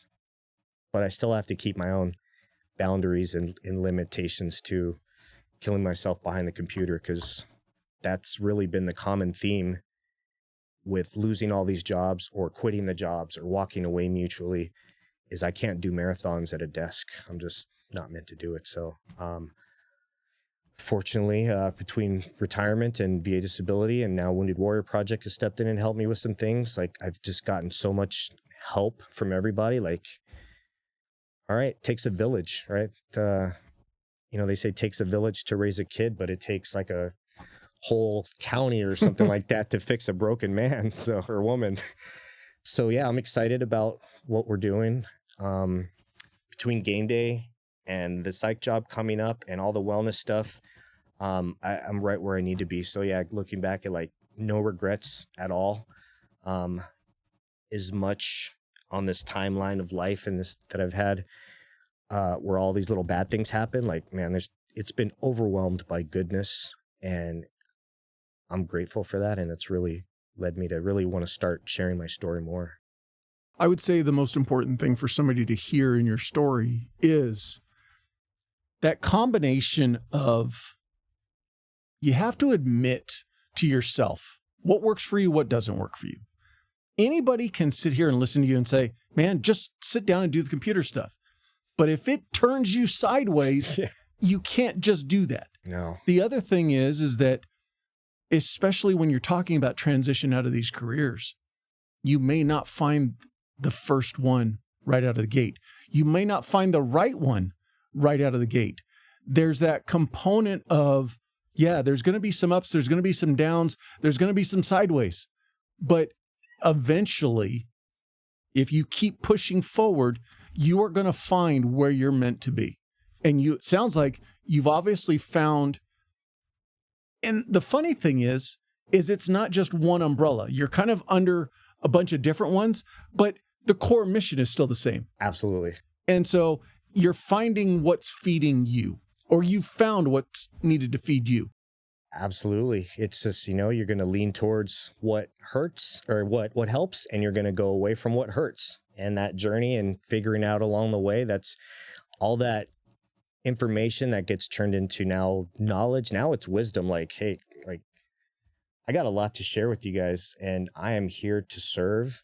We're figuring out the money thing because right now, fortunately, between I won't jump into the whole crypto thing, but let's just say that I've been pretty lucky to find other ways of financially helping to support the family, so I don't have to do 9 to 5s. And, we're not like lavish people. We don't need fancy things, but we do enjoy having our peace and traveling. And so I got to work, and that's okay because I'm doing just a little bit at my pace. That Japanese philosophy of Kaizen, just be a little bit better each day. My buddy Corey that owns Chase Lounge, it's a sauna and cold plunge place that we're also going to be helping out veterans and first responders go to as well. That's their whole philosophy out there is Kaizen, and just be a little bit better than you were each day, right? We hear that a lot, but man, it's so true. You're probably going to fall at some point. If you keep going better to the end of days, that's rare, right? That's not going to be the rule. You're the exception, and God, you're blessed for it, because life is still going to keep hitting us. We're still going to fall down. Suicidal thoughts, homicidal thoughts, alcohol, like the stuff's always going to be there. But when you've learned these lessons over time and you see what's behind you, like you don't want to turn around and go back. No way. Like you could only look forward because your soul like is pulling you that way. Yeah, man, I'm definitely blessed to be in all these positions. So if we, talk about circling my hero's journey, I'm really, going from that special world back to the ordinary world with all these lessons learned over time from enemies and allies. And, I'm in this kind of phase of bringing home the magic elixir.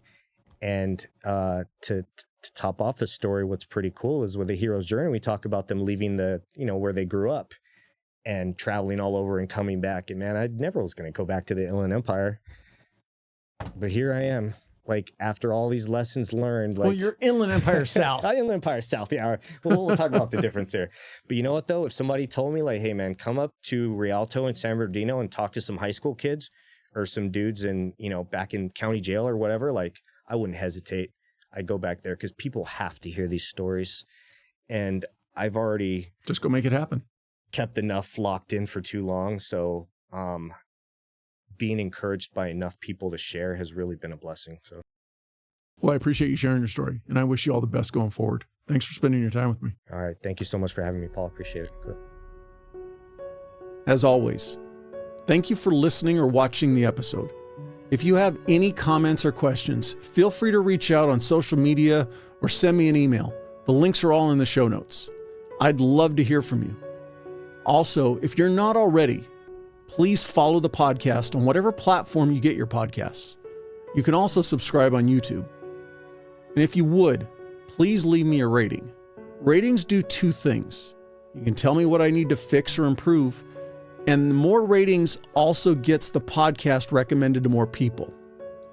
Another ask, please share the podcast with anyone you think could benefit from and enjoy it. And last, don't forget, sign up for the newsletter.